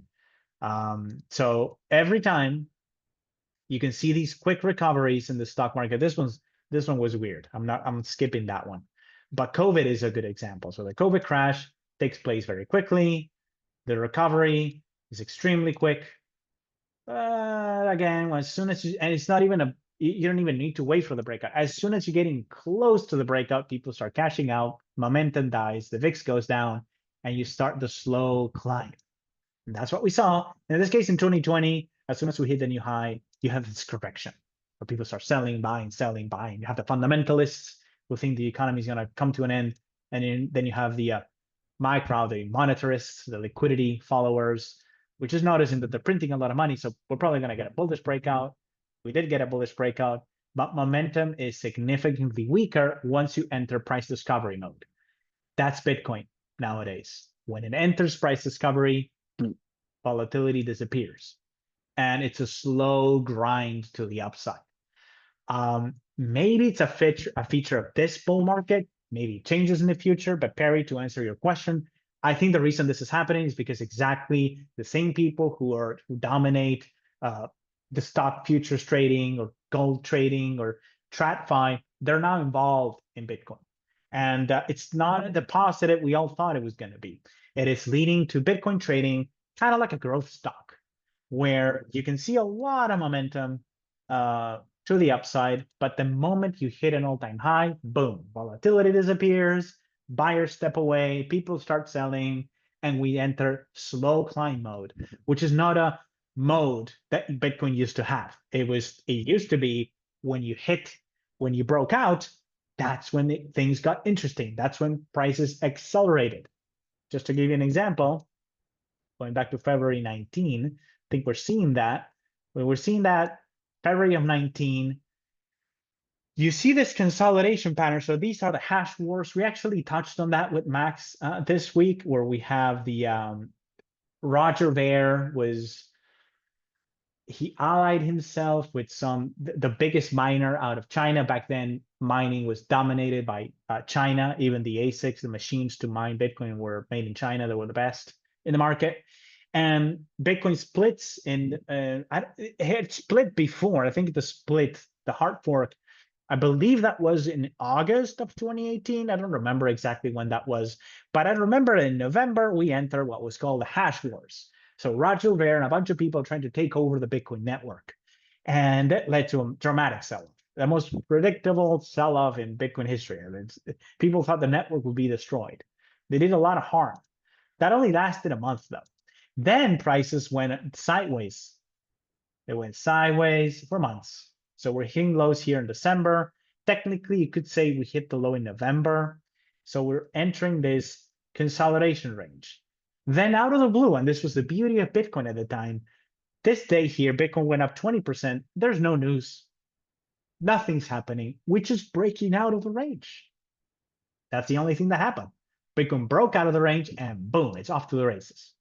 That's when volatility kicks in and prices go parabolic into June. They 5x between April and June. It's not 5x really. I think if you start on this high in 4,000, it's a 3x. It's 300% in a few months. Beautiful. And we're not even in the bull market yet. That's the old Bitcoin. The new Bitcoin, you break into new highs, boom, people sell. Breaking into new highs is not the moment when people step up to buy Bitcoin and bid the price higher. No, that's the moment people start cashing out. That's different. And I think it's because of the institutions. I can't find any other reason why crypto would behave this way. This is a new normal. And to be honest, personally, I don't like it. I became involved in crypto because it wasn't like that, because you had these crazy moves. Where are the crazy moves now? You can find them on the altcoins. Just spoiler alert, you can't find them on Bitcoin, but you can definitely trade this way and with the altcoins. They still move like that. All right.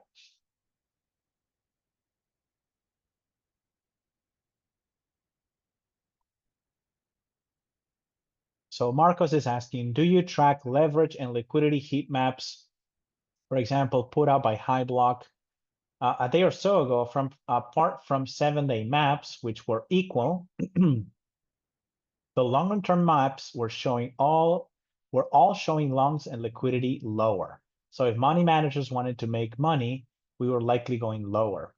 You didn't consider 7-7. I suppose that's a different question. So to answer your first question, Marcos, yes, I actually I'm subscribed to CryptoQuant, and they do a lot of fundamental on-chain analysis. And what they were noticing is the same thing that I touched on here briefly, where they were noticing that demand for Bitcoin was drying up. So they were saying, yes, on the one hand, we have MicroStrategy buying, we have ETF inflows. And I believe this was in early July that they were saying this. But they said that apparent demand for Bitcoin on exchanges was just not there. So they were saying they were skeptical that Bitcoin would break out. So Bitcoin did break out. But then a week later, they said there's a lot of money coming into exchanges now, the biggest since February. And this is February, right before the sell-off. So they noticed this week, they sent out an alert saying, hey, there's a lot of Bitcoin moving into exchanges. We haven't seen this much supply enter centralized exchanges since February. What happened in February is we had the sell-off. So in late June, early July, they're saying, hey, there's no demand. So there's no demand for Bitcoin. Yeah, we know that MicroStrategy is buying. We know that the ETFs are buying. But if we look at the overall crypto ecosystem, we don't see demand for Bitcoin. So they were saying, actually, they were pretty resolute. They were like, it's not going to break out as long as this is happening. Now, they were wrong about that. It did break out, but they were not so wrong. It only rallied for 3 days. And then last week, they said another flash alert. Flash alert, the most supply since February has entered centralized exchanges. And for those of you who don't know, typically when you see Bitcoin move to an exchange, there's only one reason, and that is you're selling, you're cashing out. So if you see a lot of inflows into centralized exchanges, that usually means people are cashing out. If you look at my inflows, that's not necessarily true. Sometimes I'll move Bitcoin to an exchange to use as collateral. Because some exchanges now, especially Bybit, shout out to Bybit. I think it's the best exchange on the market. I hope they don't go bankrupt. They almost did it back in March, but they have the best product, might be the best exchange. And they let you use anything as collateral for trading, for crypto loans. So sometimes I'll move Bitcoin into the exchange, not because I want to sell, but because I want to collateralize certain short positions. So if I want to short CRV, as you guys know, I buy it. I bought it recently, but I also have a big short position at all times, which I manage and maintain.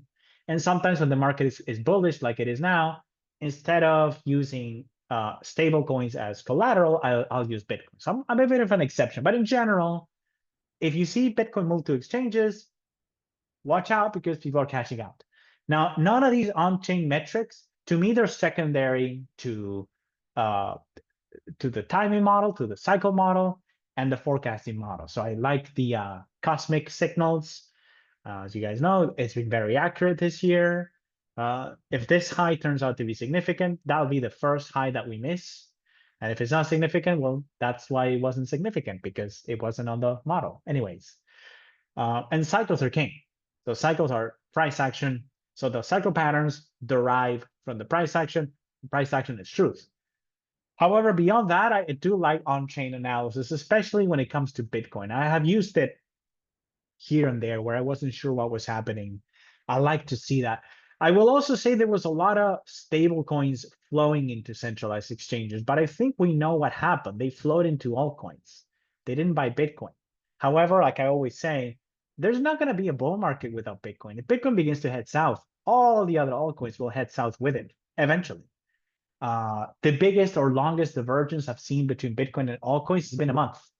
We saw that in 2021. Bitcoin tops out in April. The altcoins top out in May. We saw it again in December, or before, prior to that, we saw it in between December 17 and January 2018.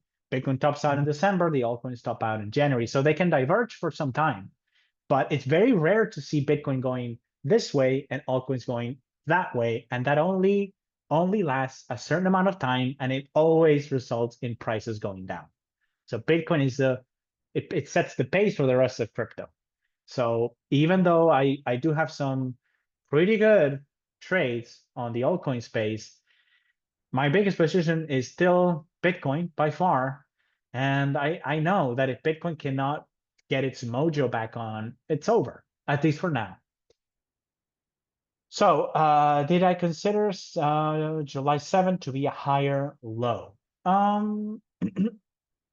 Sure, I did, but notice that my filter here, which is a 20-day filter, is not picking it up. So technically for my computer model, 7.7 was a 5-day low. To me, I considered it a breakout. So the pause before the breakout, just like November. So what is this to me? We remember 5, Marcos. I don't know. I don't think you were with us, but or maybe you were. I don't remember. But just in case, and for those of you who were not there, I considered November not to be necessarily a low. The highlight was not this 20-day cycle low, which is not unlike this 20-day cycle low, or this 20-day cycle low, or this 20-day cycle low. They all look the same. So from that perspective, they all look the same. But November stands out because it's a low before the breakout. So to me, November is the breakout. I think it lines up with that breakout. Just like I think July 7 now was the breakout. Yeah, it's a pause before the breakout. So it lined up with that. That's how I tend to look at it. The reason I do that is because I've noticed that it's really, this is what I said at the beginning. I've noticed that these tend to line up with breakouts sometimes. It's not necessarily a cycle high or low. It's really the fact that prices are accelerating from that point forward. All right, so let's keep going. The wicks on the consecutive hammer time in 2012, somebody constantly bought up. Yes, 2012 was a different market, very different. I was not involved at the time. Funny, I saw CRV 10% up today, Perry says, and was going to ask you about it since I know you like to trade it. Yeah, I've been long for some time, CRV. CRV is a very interesting asset. It's fun to trade. Listen, aside from the fact that you get 20%, you need to lock it for 4 years though, and then you have these things called, and if you guys want, I can do a whole deep dive on that some other day if any of you want to trade CRV the way I do it, which I think is pretty good. And I'll be honest with you guys, one of the best opportunities I see now in all of crypto, is that in December, this rally here in December, turns out there's a lot of people doing what I'm doing on CRV, meaning they're buying CRV, they lock it for 4 years through something called a liquid locker. I'll get into what that means in a second. And they short CRV on futures on centralized exchanges. So they manage a hedged delta. It's a delta neutral strategy that pays out about 20%. Okay. So what happened in December is this rally, which is so abnormal that during the simulations for trading strategy that I do. So for those of you who don't know, the vaults that you see on Discord, the strategies that are being run there are all automated, and I've done about 250,000 simulations for each strategy to find out which are the optimal settings for every given strategy. All right. The reason I bring that up is because this move does not show up in my 250,000 simulation. That's how abnormal it is. So I've done simulations for CRV. This move doesn't show up. It is completely out of left field. It's just completely impossible. It's an impossible move. So it was so severe and so strong. So the way prices move was so insane. It was going up like 20% every other day. It was 25. 20. It was crazy. I mean, I actually spent a couple sleepless nights here and there. That happens. I'm used to it by now. I don't like it, but it happens. So yeah, it was 20%, 15%, 16%. When I look at the chart now, I go, hey, that only lasted like 2 weeks. It was like 2 weeks. It was nothing. But during those 2 weeks, it's pretty um yeah, it can give you nightmares because if it keeps going, you just know at some point your whole thing unravels. Anyways, I actually learned a lot of lessons at the time. I actually learned that the way I was hedging was wrong. I was doing static hedges. You should do dynamic hedges. Again, I don't want to get into the nitty gritty of the strategy unless you want me to explain it. But I was hedging wrong. That's part of the reason this was giving me such a hard time. I was caught flat-footed, completely on the wrong side of the market, hedging in the wrong way. So I ended up having a naked short position. That's the long story short. I had a naked short position by early December. I'm naked short this thing going up 20% a day. Now, what I learned is that a lot of people were caught in the same situation. So this was a short squeeze. This was a massive short squeeze. What happened on the other side of this short squeeze is that the liquid locker market has broken. It's broken completely. So a liquid locker, for those of you who don't know, is you basically stake your CRV for 4 years and you can't sell it. So you lock it for 4 years in exchange for fees. A liquid locker is the same thing, only that you can sell your locked tokens. That's why it's called liquid locker, because it trades on a secondary market. Now, prior to December, the liquid locker tokens, the staked CRV, was basically trading at par. It was like a 90 cents on the dollar, 90 cents on the CRV. I don't know what the technical term is. So it was trading for 90 cents, 95. If things were really bad, maybe we'll go to 85 or 80 cents.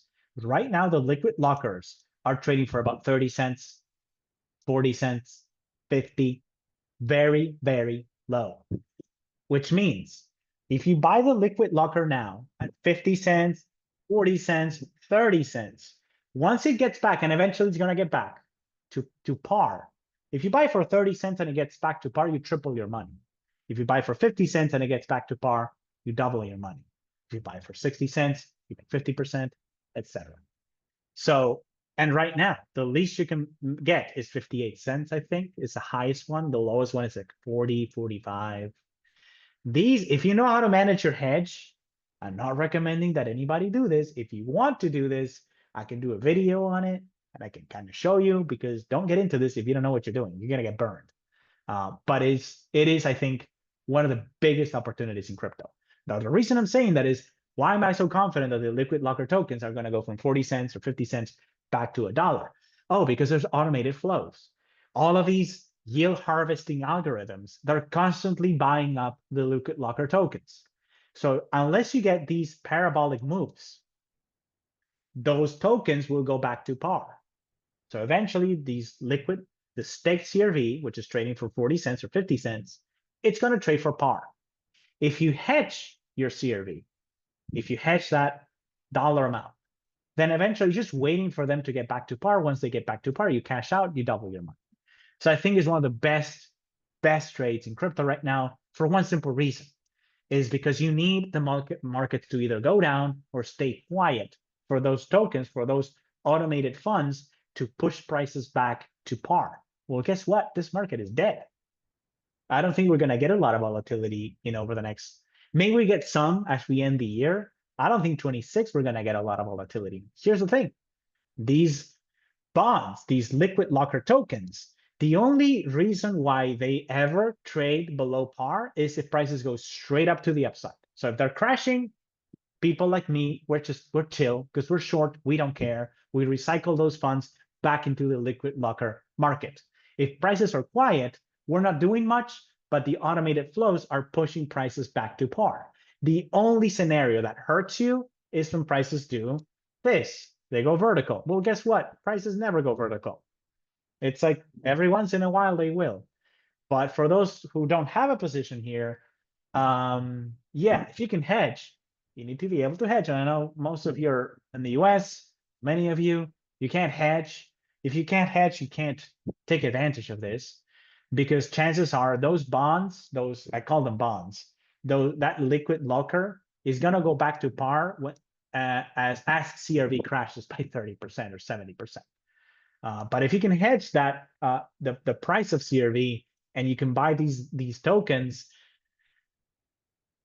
again, one of the best trades in crypto right now, in my humble opinion, because you don't need a bull market. And if you're buying the ones that are trading for 40 cents, that's over 100% returns.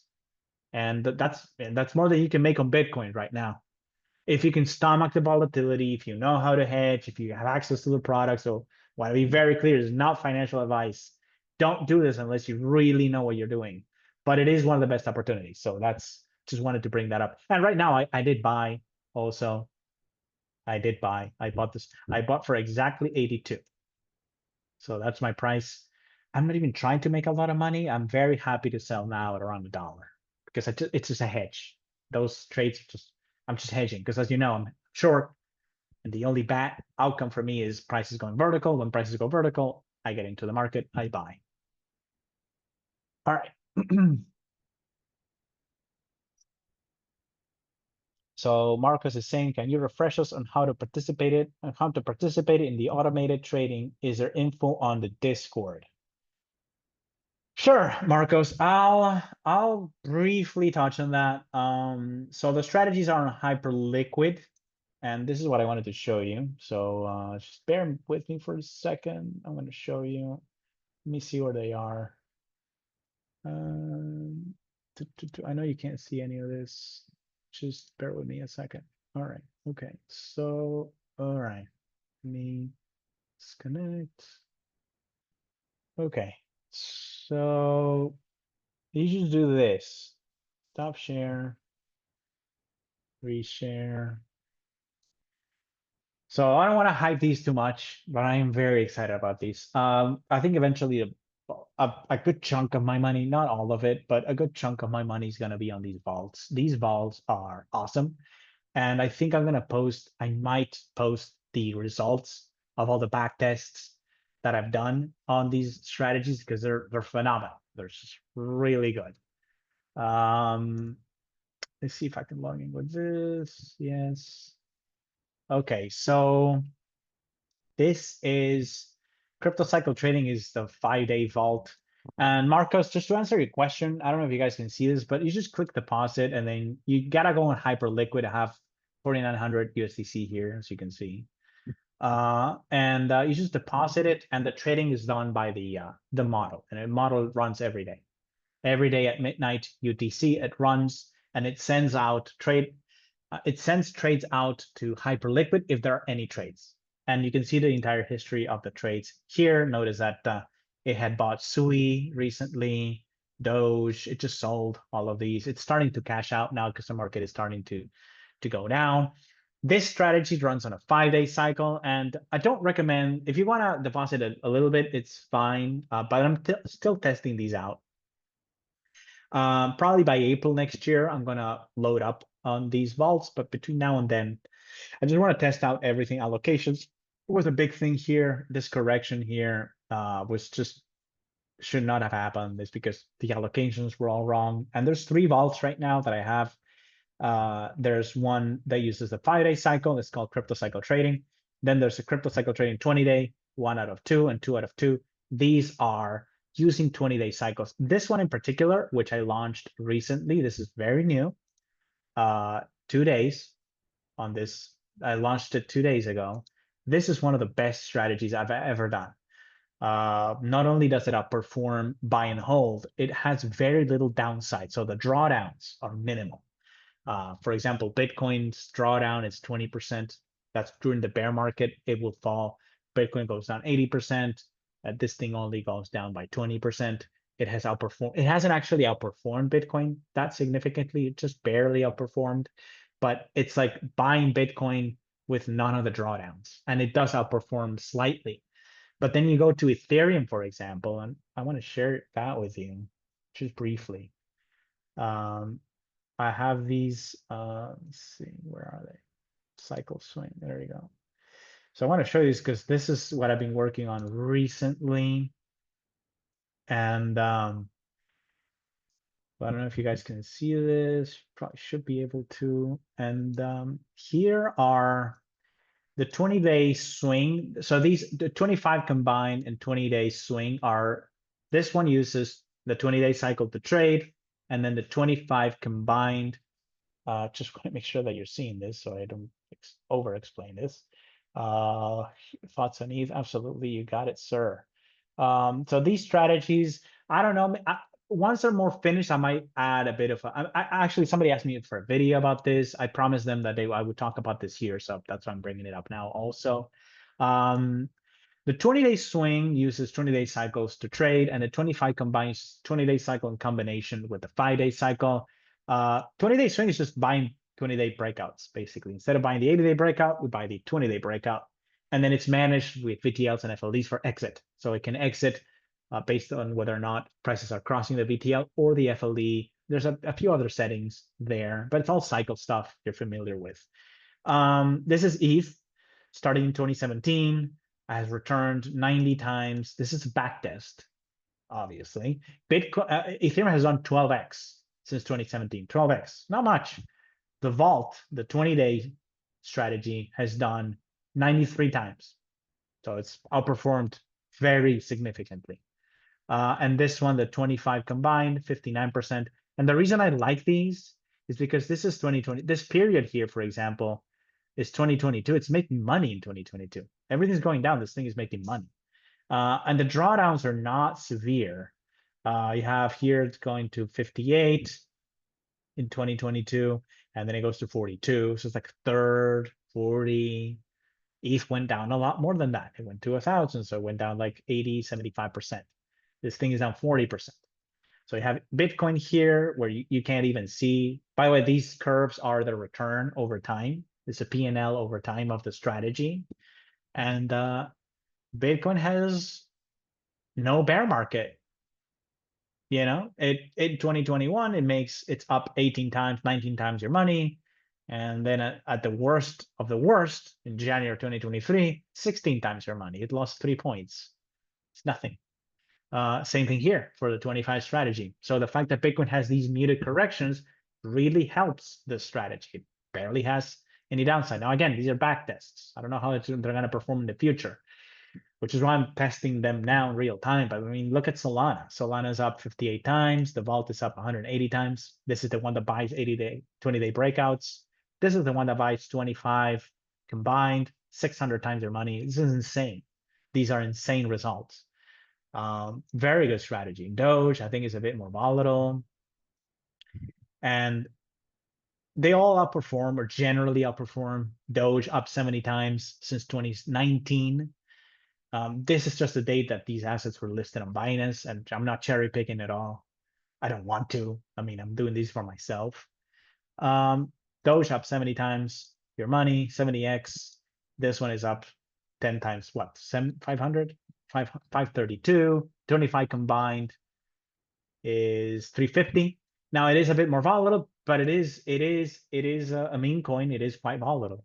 So these vaults are just using some of the tools that that I teach on the course, but the only difference is I'm using short-term cycles. The 5-day cycle, I tried to do it manually. I tried to follow it manually for some time, and I just lost money because I couldn't follow it. It was too fast. The 20-day strategy I can do by hand, but once I had the code for the 5-day strategy, it was very easy to deploy the same code on the 20-day strategy. And then the 25 combined, for example, which is it's one of my favorite strategies, not because of of raw performance, but because it has very limited drawdowns. And the reason it has limited drawdowns is because it usually buys. Here's how that strategy works. So let me give you an example here on CRV. So it uses something, a trigger and an entry. So the trigger is you want prices to cross below the 20-day FLD. So it's a red line. And then you're going to use the 5-day VTL to enter the market. So in this case, you get a buy signal there. Okay. And usually what happens is it gets in very early. So you get very early entries. And of course, if prices break the last low, you're getting out. So the reason the strategy works so well is because you're getting an entry there, right? And because this is a VTL and you're getting a very early entry, so it's got very limited downside. I think that's what works so well. They're extremely hard to trade manually though, especially if you want to do, I think that vault has 8 assets. It's very hard to do. I have a day job. I write reports. I teach these lessons. I'm editing videos for YouTube. I don't have the time actually to trade all of these assets in such a short time frame. So I rely on bots that I wrote. And yeah, to me, it's just the future. And Perry, I think you brought up recently, you know, buy and hold investors, they're more relaxed, they're more chill. I think if you have a good trading bot, and of course, it's a black box for all of you guys. I'm not expecting you to trust the strategy. I'm personally developing it for myself. The reason the vaults are public is because a lot of potential business partners that I approach ask me for a public track record, and I don't have that. And I don't want to show them my crypto accounts. So I decided to put it all on Hyperliquid, throw some money at it. And if somebody asks me about a public track record, I just point to the vault and I say, hey, this is a blockchain. Here's all the trades. You can see for yourself, you know, and judge for yourself whether or not these are good strategies. That's why they're there. Now, I do think it's a great opportunity for you guys if you want to invest alongside myself. They're there. You can use them if you want, but you don't have to. I don't expect you to, but they are pretty good. Some of the later strategies that I've been developing, combining cycles, I am shocked. I mean, I was blown away, quite honestly, by the 25, no downside on Bitcoin. I mean, sure, Bitcoin is up. I don't know if you noticed, I don't know if I showed you. Bitcoin since 2017 is up 28 times, and the vaults are up 30, 35 times. So it's slightly better, but there's no downside. There's no bear market. So imagine Bitcoin's returns without the downside. I mean, that's the gold standard. That's really what I like to outperform. But if I'm not gonna get the downside, I don't mind keeping track with buy and hold because I can sleep at night. I don't have to trade. I don't have to worry about crashes or prices going to zero.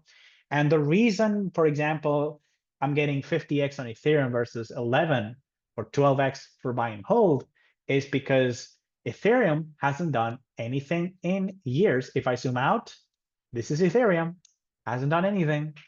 It has not done anything, but it has had some incredible moves, both up and down. And these vaults, they don't short the market.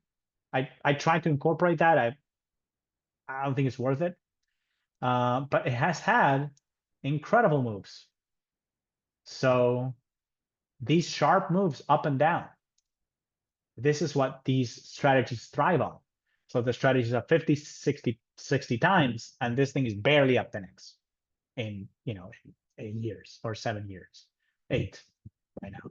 So yeah, they're pretty good. If you want me to explain them more, just text me about that in Discord. I think I should add an explanation of how they work on the Discord itself, maybe a video, a discussion on allocations, how the strategy works, because I do think it is one of the best things I've created. So the 2 things I've created recently is the vaults and the forecast. The forecast, they've been amazing. And the vaults are just as amazing, guys. They're just really, really good. And I spent months just fine-tuning them, optimizing them. And I'm still going to give myself another 8 months or so for optimization, tweaking, before I'm comfortable deploying more capital into them. But I'm telling you, they're good and they're going to get better. Anyways. So soon you're saying you set to max contrarian do that the 4-year peak might happen in 2026 and also the bear market might only correct 50%. How likely is that? Good question. I'm going by the fact that Bitcoin hasn't had significant corrections in this bull market, but it has had a lot of corrections and it's not overbought. And typically the reason you're getting these 80% crashes or so is because prices went up 20 times. So after a market goes up 20x, it is reasonable to expect it to go up to go down 80 to 90%. But Bitcoin is only up 600% in this bull market. So I don't think it's going to go down 80%. That's where that comes from. I don't think, because of the limited upside, I think the downside will also be limited. And I'm also going by the fact that we have these 320-day cycle corrections here in this bull market, and they're only 20 to 30%. Whereas in the past, it used to be 30 to 50%. So we're already seeing these corrections being a lot more muted than they used to be. And so all I'm saying is I'm extrapolating, and I'm saying, well, if the 80-day cycle corrections are more shallow, and if the 320-day corrections are more shallow, then probably the 4-year cycle correction will also be more or less pronounced. That's what I'm going by. Now, so as far as extending into 2026, it goes alongside that. It's the fact that the market is not overbought, so it's not gonna. I don't see any reason for it to crash significantly. So it may be that we get a 50% correction and it's short-lived, and then not short-lived, I shouldn't say that. It probably lasts many, many months. Do not forget, we had an 8-month correction in 2024. So most of 2024 was a correction. That's how bad it was. 24 was horrible, 25, no better. So I think the cycle might extend simply because it seems like there might be gas still left in the tank. Liquidity continues to go higher. We may have the Fed cutting rates, Jay Powell getting fired in early 26. And I could see how those could be positive catalysts for an extension of the cycle as it goes further. Now, again, part of the reason is the cycle has not produced the type of returns that we normally see. So maybe, even though this has been an unusual cycle from that perspective, maybe it is also unusual because it extends further. So maybe we get less returns per unit of time, but the market goes up longer, and we end up having, because I would expect Bitcoin to 10x at least from the low. I would expect that. I mean, we've always had at least that. And I'm still clinging on to hope. And the low was 15, 17. So I would expect Bitcoin to go up to 150, 180. And if we cross the VTL, especially if we cross the VTL now into August, then that's going to lead to a multi-month correction again. So at that point, I'm thinking it would probably extend this time. And again, mostly because of liquidity, although liquidity went up into March of 2022 and the market peaked in November of 21. So we'll see. My base case is still the peak is this year, but there are some reasons to think that maybe it extends a bit further. We'll know when we get there. Just keep track of the 80-day cycle. If it's still making higher highs on the 80-day cycle in January, then you're getting a cycle extension. If Bitcoin does not cross the black line anytime this year, and it's February 26th, and Bitcoin is above the black line, then we're not in a bear market, not yet. So we'll know when we get there. But yeah, there are some reasons to think that maybe we get some benefit from the fact that this cycle has been a lot weaker than before. And the benefit we get is it runs for longer. I don't know. It's just a feeling I'm getting. I'm just not seeing a lot of negatives, whereas in the 2021 cycle, it was easy to see the negatives. Inflation was creeping higher, and the Fed was sucking up liquidity and putting it on the reverse repo facility. I was writing about that in July 21, I was saying, well, these guys are saying, and I'm the only one saying this, by the way. Most people said, oh, Powell missed the inflation. He totally missed it. He's too late, like Trump says. But actually, he was sucking up tens of billions of dollars out of the market. He was printing with one hand and then removing that liquidity with the other by raising rates on the reverse repo facility. Now, they were saying that's because there's a shortage of collateral. I never bought that. Not for a shortage of collateral. What does that even mean? They were basically saying, no, there's not enough bonds. So the US government is not selling enough bonds. That's what's happening. So they were actually canceling QE. So by the middle of 2021, Jay Powell is canceling QE. The market keeps going, but this guy is not printing anymore by then. And he's raising rates. He's not officially raising rates. The what is the benchmark rate called? Why do I forget this now? The Fed funds. The Fed funds rate was still 0 basically, but he raised the reverse repo facility interest rate to 25 basis points. So there was an arbitrage to be captured there. You could borrow. The reverse repo facility basically means you're depositing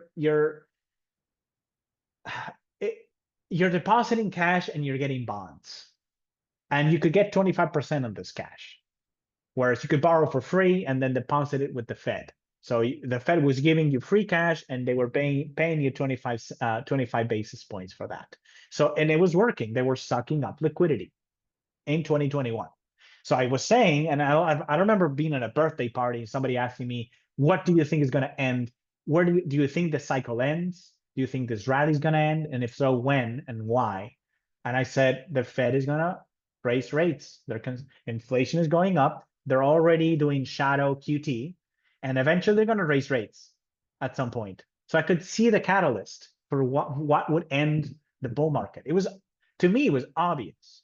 Even though I was hearing from people about the RRP, reverse repo facility, saying, oh, it's a shortage of collateral, blah, blah, blah. It's just technical reasons. And I said, I think it's simpler than that. They're just sucking up liquidity because they don't want to print so much. They committed to doing all of this money printing, but they're realizing now they went too far.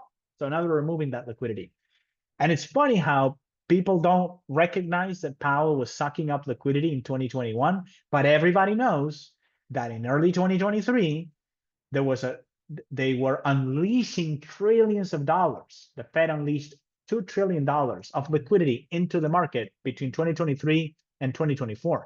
Where did that come from? The reverse repo facility.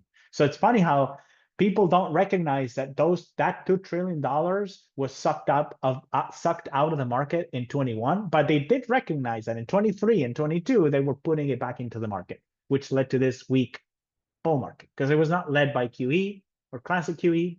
It was mostly China and the fact that the Fed was drawing down the reverse repo facility. Actually, it wasn't the Fed, it was the Treasury, it was Janet Yellen, blah, blah, blah, short-term T-bills. Don't want to get into the weeds. The fact is, where did that $2 trillion come from in liquidity in this bull market? It came from 2021 money printing. So I could see the catalyst that would end the bull market in 2021. You fast forward to 2025, I just don't see anything. Maybe war, but war is typically inflationary and not necessarily bad for assets. It's horrible. It's the most horrific thing humanity has invented is war. But for financial markets, war does not seem to matter much. So, and beyond that, I just don't see anything. I don't see any catalyst, any reason that would lead to a bear market in crypto. Liquidity continues to increase. Trump is going to force the Fed to lower rates either now or in the near future. And so, yeah, that's a very long way of answering why I think the cycle might extend. Then again, it's not my base case. My base case is it does not extend, but it might this time because I don't see any reason why it would end all the sudden. All the sudden. And in 2017, if you ask me why I thought the cycle went, simply it was going parabolic. It was going crazy. My mom wanted to sell her car. I've told this story many times. In this early December 2012, my mom wants to sell her car to buy Bitcoin, wait for Bitcoin to go up 2 or 3 times, and then buy a better car. And I'm like, well, that's the type of mentality that people get at the top. You're having your Uber driver, your taxi driver recommending stocks to you. That's the time to sell. And when my mom, with my sister, who thought it was a brilliant idea too, my sister agreed with my mom saying, oh, yes, what a brilliant idea. You should sell your car, just wait a few weeks, and then you have 3 times as much money, and then you buy a bigger car. That was about 10 days before the top. So that's what ended that cycle. It's the fact that it was just too much. It was crazy. I mean, the marginal buyer of crypto in November and December 2017 were just complete amateurs.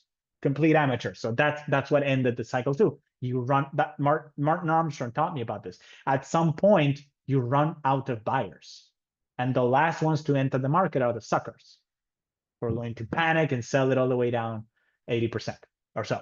And that's what happened in 2017. So I could see that. You asked me about now, 2025. I just don't see it. The market is not overbought like it was in 2025. It's in 2017. We don't have these negative macro catalysts that we clearly had in 2021. We don't have anything. We don't have a lot of positive catalysts, but we have had this weak, but still a bull market so far, absent any catalysts. Well, what if Trump gets his way and the Fed lowers rates? What if inflation reaccelerates and Trump doubles and triples down on debasing the currency and investing in America? Well, that's a bullish catalyst for crypto. There's a lot of bullish things potentially in the horizon, and I don't see any negatives. So again, it's not leading to a phenomenal bull market, but I just don't see it ending either. It's weird. It's a weird, very weird cycle if you look outside of price time analysis. All right, so our 80 and 320-day cycle is useful for other cryptos as well, such as Sol, Pepe, and XMR. Yes. So the short answer is yes. Use the same tools, use them for everything, and it's the same type of analysis. I'm gonna go into altcoins now before I wrap up here. It's just another 20 minutes or so because I need to get into the altcoins too. Marcus is saying, could current price action just be market makers liquidating late retail and over leveraged longs before moving higher? The average short-term holder 155-day, average buy price is 105K versus long-term holder 36K. I think so. I think there's a rotation going on here. It may be that there were clearly leveraged longs being liquidated recently. I don't know if you guys saw that headline. Where is XRP? So XRP, so Bitwise, I met the guys at Bitwise, they're awesome. They wanted to get approval for this ETF. They have a Bitwise 10, I think, Bitwise 10 ETF. I think it's 90% Bitcoin and Ethereum, but then the other 10% is altcoins. And I think the biggest one of the altcoins is XRP. And this week, the only negative headline that I could find this week for this, what was it, 10%? So a 10% correction in the price of XRP is the fact that Bitwise initially had its ETF approved by the SEC. Then they canceled the approval because they said that some of the altcoins in the fund have not been cleared for trade for having their own ETFs. That was my understanding, at least. The expectation is the ETF is going to get approved, but it was weird because they said yes, then they said no, they backtracked. Apparently, they've done that before. And that led to a 10% correction in XRP, Doge, a bunch of others went down quite a bit. And that's just leverage longs getting killed, Marcos. So yeah, a bunch of longs were using leverage and they're getting killed. Part of the reason also that we're seeing Bitcoin just do nothing while the altcoins like ETH and Solana break out is because, I mean, even these professionals, they all like to ape into altcoins. Max and I talked about this. And as soon as people saw Bitcoin break out, people started loading up on altcoins. Oh, altcoin season is here. It's like Pavlov's dog. They keep expecting it to happen. It just doesn't happen. And by the way, because I had this analyst call pushback. Oh, no, but we do have altcoin season. BNB is at all-time highs, and so is XRP. Yeah, that's not what we mean by altcoin season. Altcoin season is all the altcoins are going up. You can't point out to two and say that's altcoin season. No, altcoin season is everything is going up. And if we zoom out to this is one of the leading altcoins in this rally, Solana. Solana made its all-time high in 2021, and it retested that in January. It's trading well below that. Ethereum trading well below its all-time high. Tron is at all-time highs, actually. This is one of the best ones. But if I just cycle through the list of altcoins, we're well below the all-time highs. This is Doge, Pepe, Matic. This is one of the darlings of the previous bull market, completely dead. It made a new bear market low in April of this year, dead. Chainlink is one of the biggest altcoins. Actually, it's funny how CRV has been one of the top performing altcoins. Yeah, you can go down the list. Where's altcoin season? It's nowhere to be found. So it's like people keep expecting that to happen. So when Bitcoin broke out, funds started rotating into altcoins. They sold Bitcoin, they bought altcoins. I woke up this morning to headlines at Galaxy Digital. That's run by Mike Novogratz. I don't really like that dude too much. He's a good dude. He's one of the first Wall Street OGs to like get into crypto very early. He's not a good trader though. And the rumor was that Galaxy Digital was moving a large stock of Bitcoin into centralized exchanges, presumably because I've been listening to Novogratz talk on and off for a while. I'm guessing he's thinking, oh, altcoin season is here. I'm going to sell Bitcoin, I'm going to buy a bunch of altcoins. So that's leading to the self-fulfilling prophecy of Bitcoin doing nothing whilst the altcoins try to get some momentum going to the upside. The problem is, like I said, there's no bull market without Bitcoin. So they keep selling Bitcoin. The altcoins are not going to do anything. You're not going to see ETH at all-time highs and Bitcoin still trading under $120,000. It's not going to happen. What you might see is Ethereum test 4K while Bitcoin goes to 115. And as soon as Ethereum hits 4K, people are going to suddenly realize, oh, Bitcoin is at 115, crashes the price of Ethereum. Either that or Bitcoin catches up and it goes to 150. But so far, as much as people are celebrating this altcoin season that we're seeing, a reminder that we've been here before. Ethereum has already been at 3,600. In fact, it's been there. 1, these are the rallies that took us there. 2, 3, and this is now the 4th time. So wake me up when it crosses 4K. And full disclosure, I already have ETH. I actually bought here at 2,400. It's a lucky trade.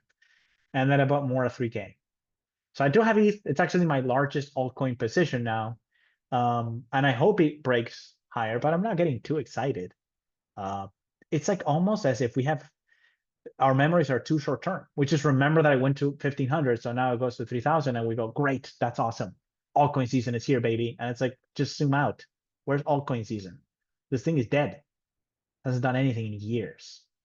So 3,600, we also got there in April of 2021, and again in November or October. So it needs to break out. Otherwise, it's just a trader's paradise. Most people don't trade. Most people are just buying and holding. Most people buy their Bitcoin and they wait for it to go higher. That's why I said to Max, and we both agreed, Bitcoin is the best so far buy and hold investment. You don't have to be a professional. Just buy it, hold it. It's going to keep making highs. You know, everything I said about the cycle being weaker than usual does not change the fact that Bitcoin is up 6x in this bull market and it's trading at all-time highs. So that's good. Bitcoin's price action, as disappointing as it has been okay. And if you compare it to TradFi assets, it's been phenomenal. So, but the altcoins are just, they're not there, with some exceptions. I don't count XRP among them. XRP is headline driven. But BNB, shout out to it, BNB, very good price action too. It is trading at all-time highs. It got there recently. December 24 is when it hit 800. I think it has legs. And Tron is another one. These are the only ones that I like. Aside from Bitcoin, you ask me what do I like in the altcoin world? I like BNB. Oops. And I like Tron. Tron 2 is really good. I can't even explain why this one is so good. This is the 2021 bull market top. It was 17, 15 cents. It's trading for 30 cents. Fun fact about Tron, it has lower volatility than Bitcoin. So it's actually less volatile than Bitcoin. However, another fun fact is that it doesn't go down as much. It went down 66% or something like that in the last bear market. Not only that, it got there. So it topped out in April and it hit a low, April 21. It hit a low 3 months later, July 21. That's it. And then it went sideways for a while and then it went into another bull market. So the price action is really, really solid. BNB had a correction. It had a bear market, but this was because of FTX mostly. When FTX crashed, people thought Binance was going to be the next domino to fall, and it wasn't. So then when they were clear, they were investigated for most of 2022. Then finally they were cleared in 23, I think. Yeah, October 23, Binance is cleared. They settled with the US government. CC goes to jail for a few months. They change the CEO. Boom, it goes up. So I think I like this one too. Anyways, let's keep going. We'd love to hear your thoughts on ETH if you have time. Marcos, I think unless you have a more specific question. Listen, I'll say more about ETH. Fundamentally, I do like the asset. And another thing that I like about ETH is the Genius Act passing stablecoin bill. I think most issuers of stablecoins are going to use Ethereum, not because they have to from a technological perspective, but ETH is the largest, most widely adopted, most secure and robust layer one platform. So it is the best, it's the safest place to deploy. There's no career risk for creating an altcoin on ETH. Whereas if you try to use Solana, if you use BNB, if you use Sui, and the network crashes, you lose your job. Whereas if you use ETH and something goes wrong with ETH, no one's going to blame you for that because everybody else is using ETH, and ETH was the first one, and ETH is the most secure, and ETH is the most widely adopted. So I like ETH fundamentally. I think ETH had a bad bull market this time, but I think in the future it's gonna be better. Part of the reason I think part of the reason it had such a bad cycle this time has to do with this correction, the post-Trump victory correction. This is when the ETF was approved. And I think just a lot of people were trapped on the closed-ended funds, especially ETH-E, that was trading at a discount to spot. I don't remember if it was here because it wasn't in 25. When was the ETF approved? I think it was here. Anyways, there was a lot of money trapped in the ETF. I feel like when it was approved, just people just cashed out. They cashed out of ETH. Other than that, bad headlines. It wasn't Solana. It was too expensive. It got caught in the negative cycle of bad publicity. I think that's changing now. So it may be that going for maybe it breaks out. If it breaks 4K, I think it goes to 5, and then from 5, I think it goes higher. I'm not gonna say how high because I've been disappointed way too many times. But price action is looking constructive. Now, before I move on, I will say fundamentally, okay, it's looking good. Genius Act, probably a lot of institutional adoption is coming for Ethereum. The other thing it has going for it is that the SEC is likely going to allow staking on the ETH ETFs, which means that all these people who are buying the Bitcoin ETF and selling CME futures to capture the yield, the difference, they're probably going to do the same thing on ETH. In fact, they're not going to use Bitcoin anymore. They're going to use ETH because with ETH, you can get the staking yield 3 or 4%, maybe 5%. And on top of that, you get another, 8, 9, 10% if you short futures. So it's called the cash and carry strategy. A lot of funds do that. A lot of institutions do that. So it's gonna get all these ETF inflows into it. That's really positive. So it's a go-to place for stablecoins, and the US just officially sanctioned stablecoins, which is good. So I think it's a win-win for consumers, but also Ethereum, the likes of Ethereum. We also have a lot of ETF funds flows into ETH, partly because of these regulations, favorable regulations being passed, partly because staking will be allowed. But aside from that, the pattern is like, yeah, let's wait and see what happens, because we have triple top here at 4K. So here, this triple top.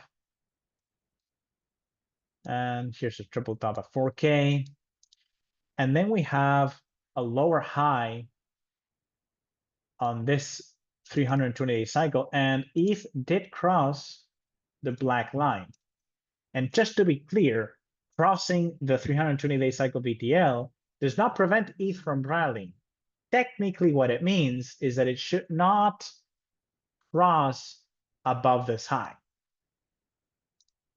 That's technically what it means. Now, that's just cycle voodoo. If you want to dismiss it, go ahead. It can still break out because of all these positive developments. Maybe we start getting a rotation into Ethereum, and Ethereum, I think it's capable. That's why I have. That's why it's my largest altcoin positions, because I think there's a decent chance that it breaks out. That being said, you're betting on a very unusual pattern of making a lower low, sorry, on the 320-day cycle, and then the next 320-day cycle makes a higher high. Very unusual. Never happened before. What you would expect is for Ethereum to make a lower high or another quadruple top, which is also very unusual, to be honest, and then go down from there, so as to not negate the fact that it crossed the 320 VTL. What does the crossing of the 320 VTL means? That this triple top is a 4-year cycle high. So if Ethereum rallies, it negates that. Again, VTLs are just indicators. And remember, we started this session saying these VTLs, they rarely fail. If Ethereum makes a new high and goes above 4,000, it negates the signal. A very, very unusual case of the VTL giving you a wrong signal, of a fake signal. I've only seen that once before in 2020 during the COVID crash.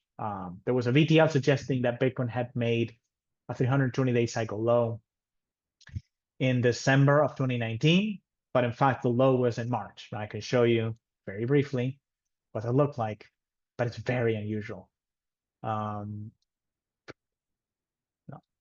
It was right here. So this failed signal was not with the 320-day VTL. It took place with the 20, sorry, with the 80 VTL. So here, just let's go like that. Boom. And the VTL, I'll spare you the trying to find these. The VTL was there.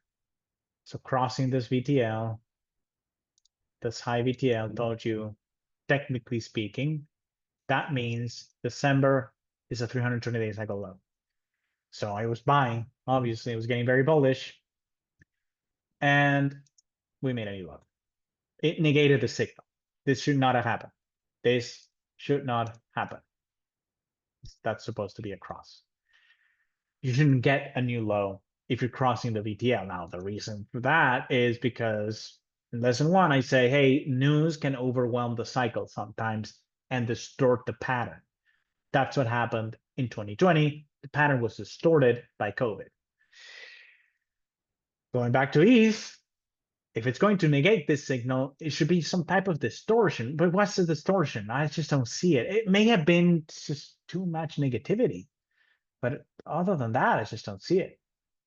It could be that the positive catalyst is overriding this negative trading pattern because of the Genius Act being passed and maybe BlackRock getting into the stablecoin game using Ethereum. So that would be a positive catalyst that could potentially negate this negative cycle pattern. The only reason I bring that up is because, take all of these breakouts with a grain of salt. I'm not sure how much higher it can really go. It's just simply because the pattern is not great. And if you look at Solana, it's the same thing, only it doesn't have the positive catalysts. It went bearish here, and so far it's doing what I would expect it to do in a bear market, meaning it broke out, sure, doing great, but it's like, yeah, it's kind of unable to break out. So a lot of these altcoins have crossed below their 320-day cycle VTLs. Just be careful with those. I'm not saying don't buy. I am long ETH, not SOL. I'm not touching SOL. I just don't. With ETH, I see the positive catalysts, the positive developments. I don't see anything with SOL, so I'm not touching it. But I'm still unsure whether or not they can actually gather enough momentum and break to new highs, given the fact that their cycle patterns are, I've never seen them before, and they're not good. All right, so any quick starting comments? VTL will be on gold since you gave us your forecasting model. Perry, I'm gonna have to take a pass on gold because I gotta go. I think my daughter just got here. I don't know if you heard the bell, so I got another 10 minutes tops. I want to get to all the questions. If there are no more interesting questions, I'll get to gold. Awesome Juan, this monthly assets seem to get better and better. Haven't been a Hyperliquid, but we'll take a look and have a Flutter. Great. If you have any more questions, just please ask Marcos. I do think those vaults, I swear by those vaults. They're very good. And I know it's just, you don't have to take my word. Just look at how they trade over time. I think you're going to be pleasantly surprised. Or pleased with the results. Marcos, in my opinion, if the US is going to get out of the debt problem, they're going to have to engage in financial repression.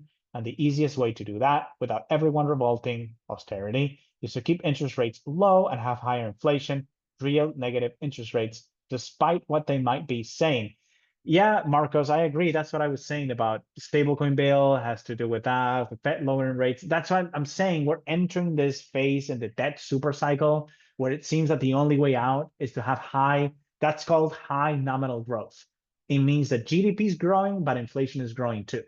That's the only way for the US to dig themselves out of the debt hole they're in. And Trump has said it many times. He said it many, many times that he thinks that the only way for the US to get out of its debt situation is to have high growth, that there's no way to cut your way to a balanced budget. 100%. Max and I talked about that too. I know that's not what Elon likes to hear. Elon Musk is this brilliant guy, super smart, but unfortunately, he doesn't seem to realize that no government has ever cut its way into a balanced budget. What you can do is grow your way out of it. That's what the United States did in the 1940s. Lynn Alden has talked about this many, many times. What they did is, like you said, financial repression. You keep rates low and you go for high nominal growth. That means high GDP growth and high inflation. And that's how you get out of your debt problems. And the Trump administration is pursuing that policy. They're doing exactly that. And I think it is the right policy. It is the only policy read. That's what Liz Truss wanted to do in 2022, before she was fired. She wanted to lower rates and spend money. Ironically, that's the only way to get out of your debt problem. The problem is the bondholders don't like that. And the bondholders have a stranglehold on the banking system, the central banks, and they're the ones revolting. So they're the ones who are Liz Truss has come out and publicly stated that it was the Bank of England and bondholders and big banks who conspired, those are her words, to remove her from office because they didn't want her to devalue the pound in order to get the UK back in a growth path. It would have worked. Unfortunately, Trump has no opposition. So Trump is able to pursue this policy. The only one standing in the way of that is Jay Powell, and Jay Powell is on his way out. So yeah, I think the Fed should lower rates, but Americans, you're going to get a lot of inflation. But it's the only way to grow out of your debt problems. It's really, and the same is true for the rest of the developed world. The Germans tried austerity here in Europe. They tried it for 10 years. Now they're throwing it away. They're saying, no, it didn't work. Let's just do more defense spending. Maybe that works. They're canceling their budget rules and whatever. They have too many rules here in Europe. They're canceling all of those and they're spending money. And that's going to cause inflation. And I know some people, I actually have some friends who work in the EU in Brussels, and they told me that behind the scenes, this is true. It's going to sound crazy, but it's true. They've told me, they confirmed with me, they know they need inflation. But EU politicians behind the curtain know they need inflation. That's the only way to get out of their debt problems. You're never going to hear a politician cheer for inflation, but they all want it. And Trump has even come out and said it, because that's Trump's style. He said it. We're going to grow our way out of this problem. And it's going to work if he's able to do it. Honestly, it's the only thing that can work. Is trash the currency, get out of debt. That's why you need to be investing in hard assets. Long story short, that could translate into an extended cycle for crypto or a muted bear market. It could. I can see that. Because normally I can see the catalyst for a crash, and I just don't see it right now. So your family doesn't listen to you either, lol, your mom and the car ID at the market. My mom, Perry, did not sell her car. I told her she was crazy. So massive short positions on CME, 2.6 billion by hedge funds is probably part of carry trade by hedge funds buying the ETH. What happens if that has to unwind? So Marcus, I know a little bit about that. Nothing happens. It's a delta neutral strategy. These guys are short ETH and they're also long spot. So what happens is they carefully unwind their positions and the net impact is zero. Nothing happens. You're not gonna see any impact on prices because they're short on one side, they're long on the other. Delta neutral. So delta, they're just trying to collect yield. Because I've seen that, Marcus. I've seen other people say, oh, look at these short positions. I actually was watching a video on YouTube, somebody saying, this has never happened before. Look at the short interest. Look at what people are doing. They're short and they're doubling down. Look, they're doubling down. The price is going up and they're doubling down. It's like, dude, they're delta neutral. They don't care. They have the ETH. You can be short forever. I speak from experience. You know how long I've been short CRV? 3 years or longer, 3.5 years, I've been short. And I was short through this rally of 500% in 2 weeks. And I was short through this rally of whatever percent it was over 2 months or whatever. I was short throughout all of these explosive rallies. Look at this one. Look at this rally. And I was short all along. It was short and it went up 150%. And I was short. Why? Because the way you manage these is if the price goes up too much, you just sell a little bit of ETH, or in this case, CRV, and then you send it to you get a margin call, basically. You say, hey, you need to fund your account. How do you fund your account? Well, you just sell some of your assets and then you send them to the exchange. You're fine. And in the case of that strategy, Marcos, the cash and carry strategy using ETH and the ETF, that's a very simple strategy to do because ETH is liquid, spot ETH is very liquid, CME is very liquid. It's very easy to just manage your position. And the only thing that matters with those, which is why you might see some unwind if ETH keeps going up, is because you manage your notional. So if you're saying you're managing a $2 billion cash and carry trade on Ethereum, and Ethereum goes up 50%, and now it's a $3 billion cash and carry position, maybe that's a little too big. And so for risk management reasons, you might say, okay, let's unwind this because it's got too big. Let's trim this down to 2 billion. You might see that, but they're never going to be in trouble. That's why, and before I go, just going on gold here, there's been rumors that gold, oh, the gold short position, the gold short position. And this is partly true, but they're not naked. They're not naked short. They have the gold. Martin Armstrong, who I know very well, used to manage very large short gold positions. In fact, he tells a story. If you go to his blog and you search his blog, he's going to tell a story about he took a massive short position on silver back in the 80s when silver hit 50. Massive, massive short position. It was so big that he had to leg into it. He had to do all sorts of things to open the short position. And I asked him recently, because I thought he was naked short. I thought he was just speculating on the price going down, and he could have been destroyed doing that.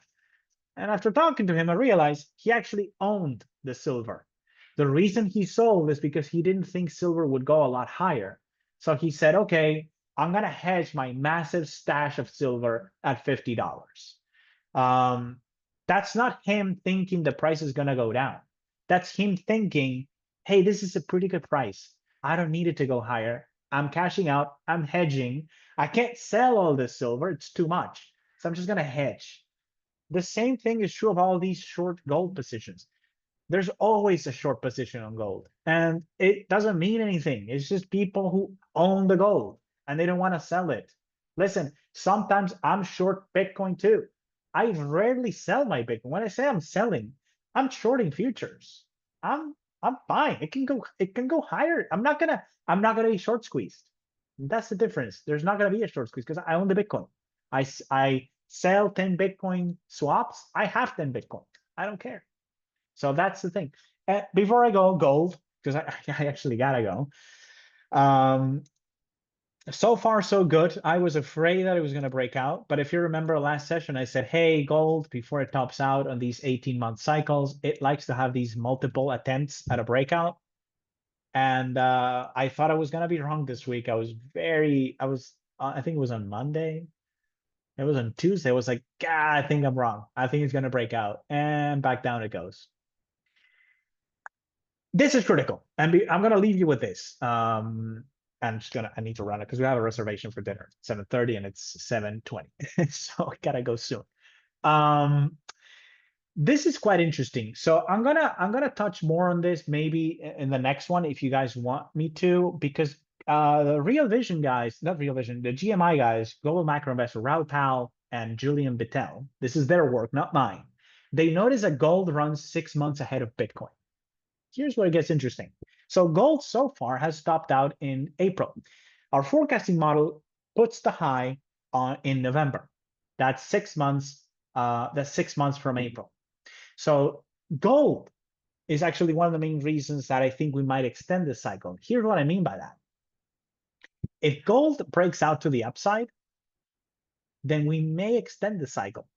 What I know for a fact is gold is telling us to expect a pretty long correction in Bitcoin starting in November. We can see that in the forecasting model. That correction would extend into 2026. If gold continues to go down here, and especially if it breaks this 20-week cycle low, then that's a crypto bear market right there. That's what will cause a crypto bear market. But if gold is able to break out, and that's my base case, by the way, that it keeps going down. But if it breaks out and it keeps going higher, that would tell us that the crypto cycle is likely to extend. So it's actually all about gold right now, because gold is running ahead of Bitcoin by about 6 months. Gold is already hitting consolidation territory. And by the way, when gold goes sideways, Bitcoin goes down because it's more volatile. So gold likes to have these sideways corrections, not Bitcoin. If gold is hitting a sideways correction, Bitcoin's going to go down. Now, I haven't done a lot of testing on this. I don't know how that correlation has evolved over the years, and I wanna understand it because I want to write a report on it, and I also want to share it with you guys. TradingView doesn't make it easy for me to do this, so I might have to do it manually using the tools that I write myself. Okay, I can't do it on TradingView for whatever reason. But it's all about gold. Before I go, I'll leave you with that. If gold, so far it's trapped in this range, telling us to expect at least a significant correction for Bitcoin in November. If it breaks down, that's the 4-year cycle as usual. But if it breaks out, and maybe the cycle extends into 2026. With that, guys, I really do have to go. So I hope you enjoy this AMA as much as I did. I love this one because last time I was sick, and that kind of sucks because I couldn't take it anymore. I had to cut it short. But I love doing this one. I think we almost did 3 hours. That's a record. Glad you guys enjoyed it, Marcos, Perry. I'll see you all in the next one. It might be a little earlier in August because I'm going to be traveling to Thailand in the 4th week, I think, of the 4th Friday. I'm going to be in Thailand. I'm not sure. So I might see you guys in three weeks from now, not 4 or 5 as usual. I'll let you know. I'll look at my calendar. Maybe we'll do it on Thursday, Friday. Maybe we'll do the exception. There's voting for whatever works for you guys. But with that being said, I'll see you all in the next one. Cheers.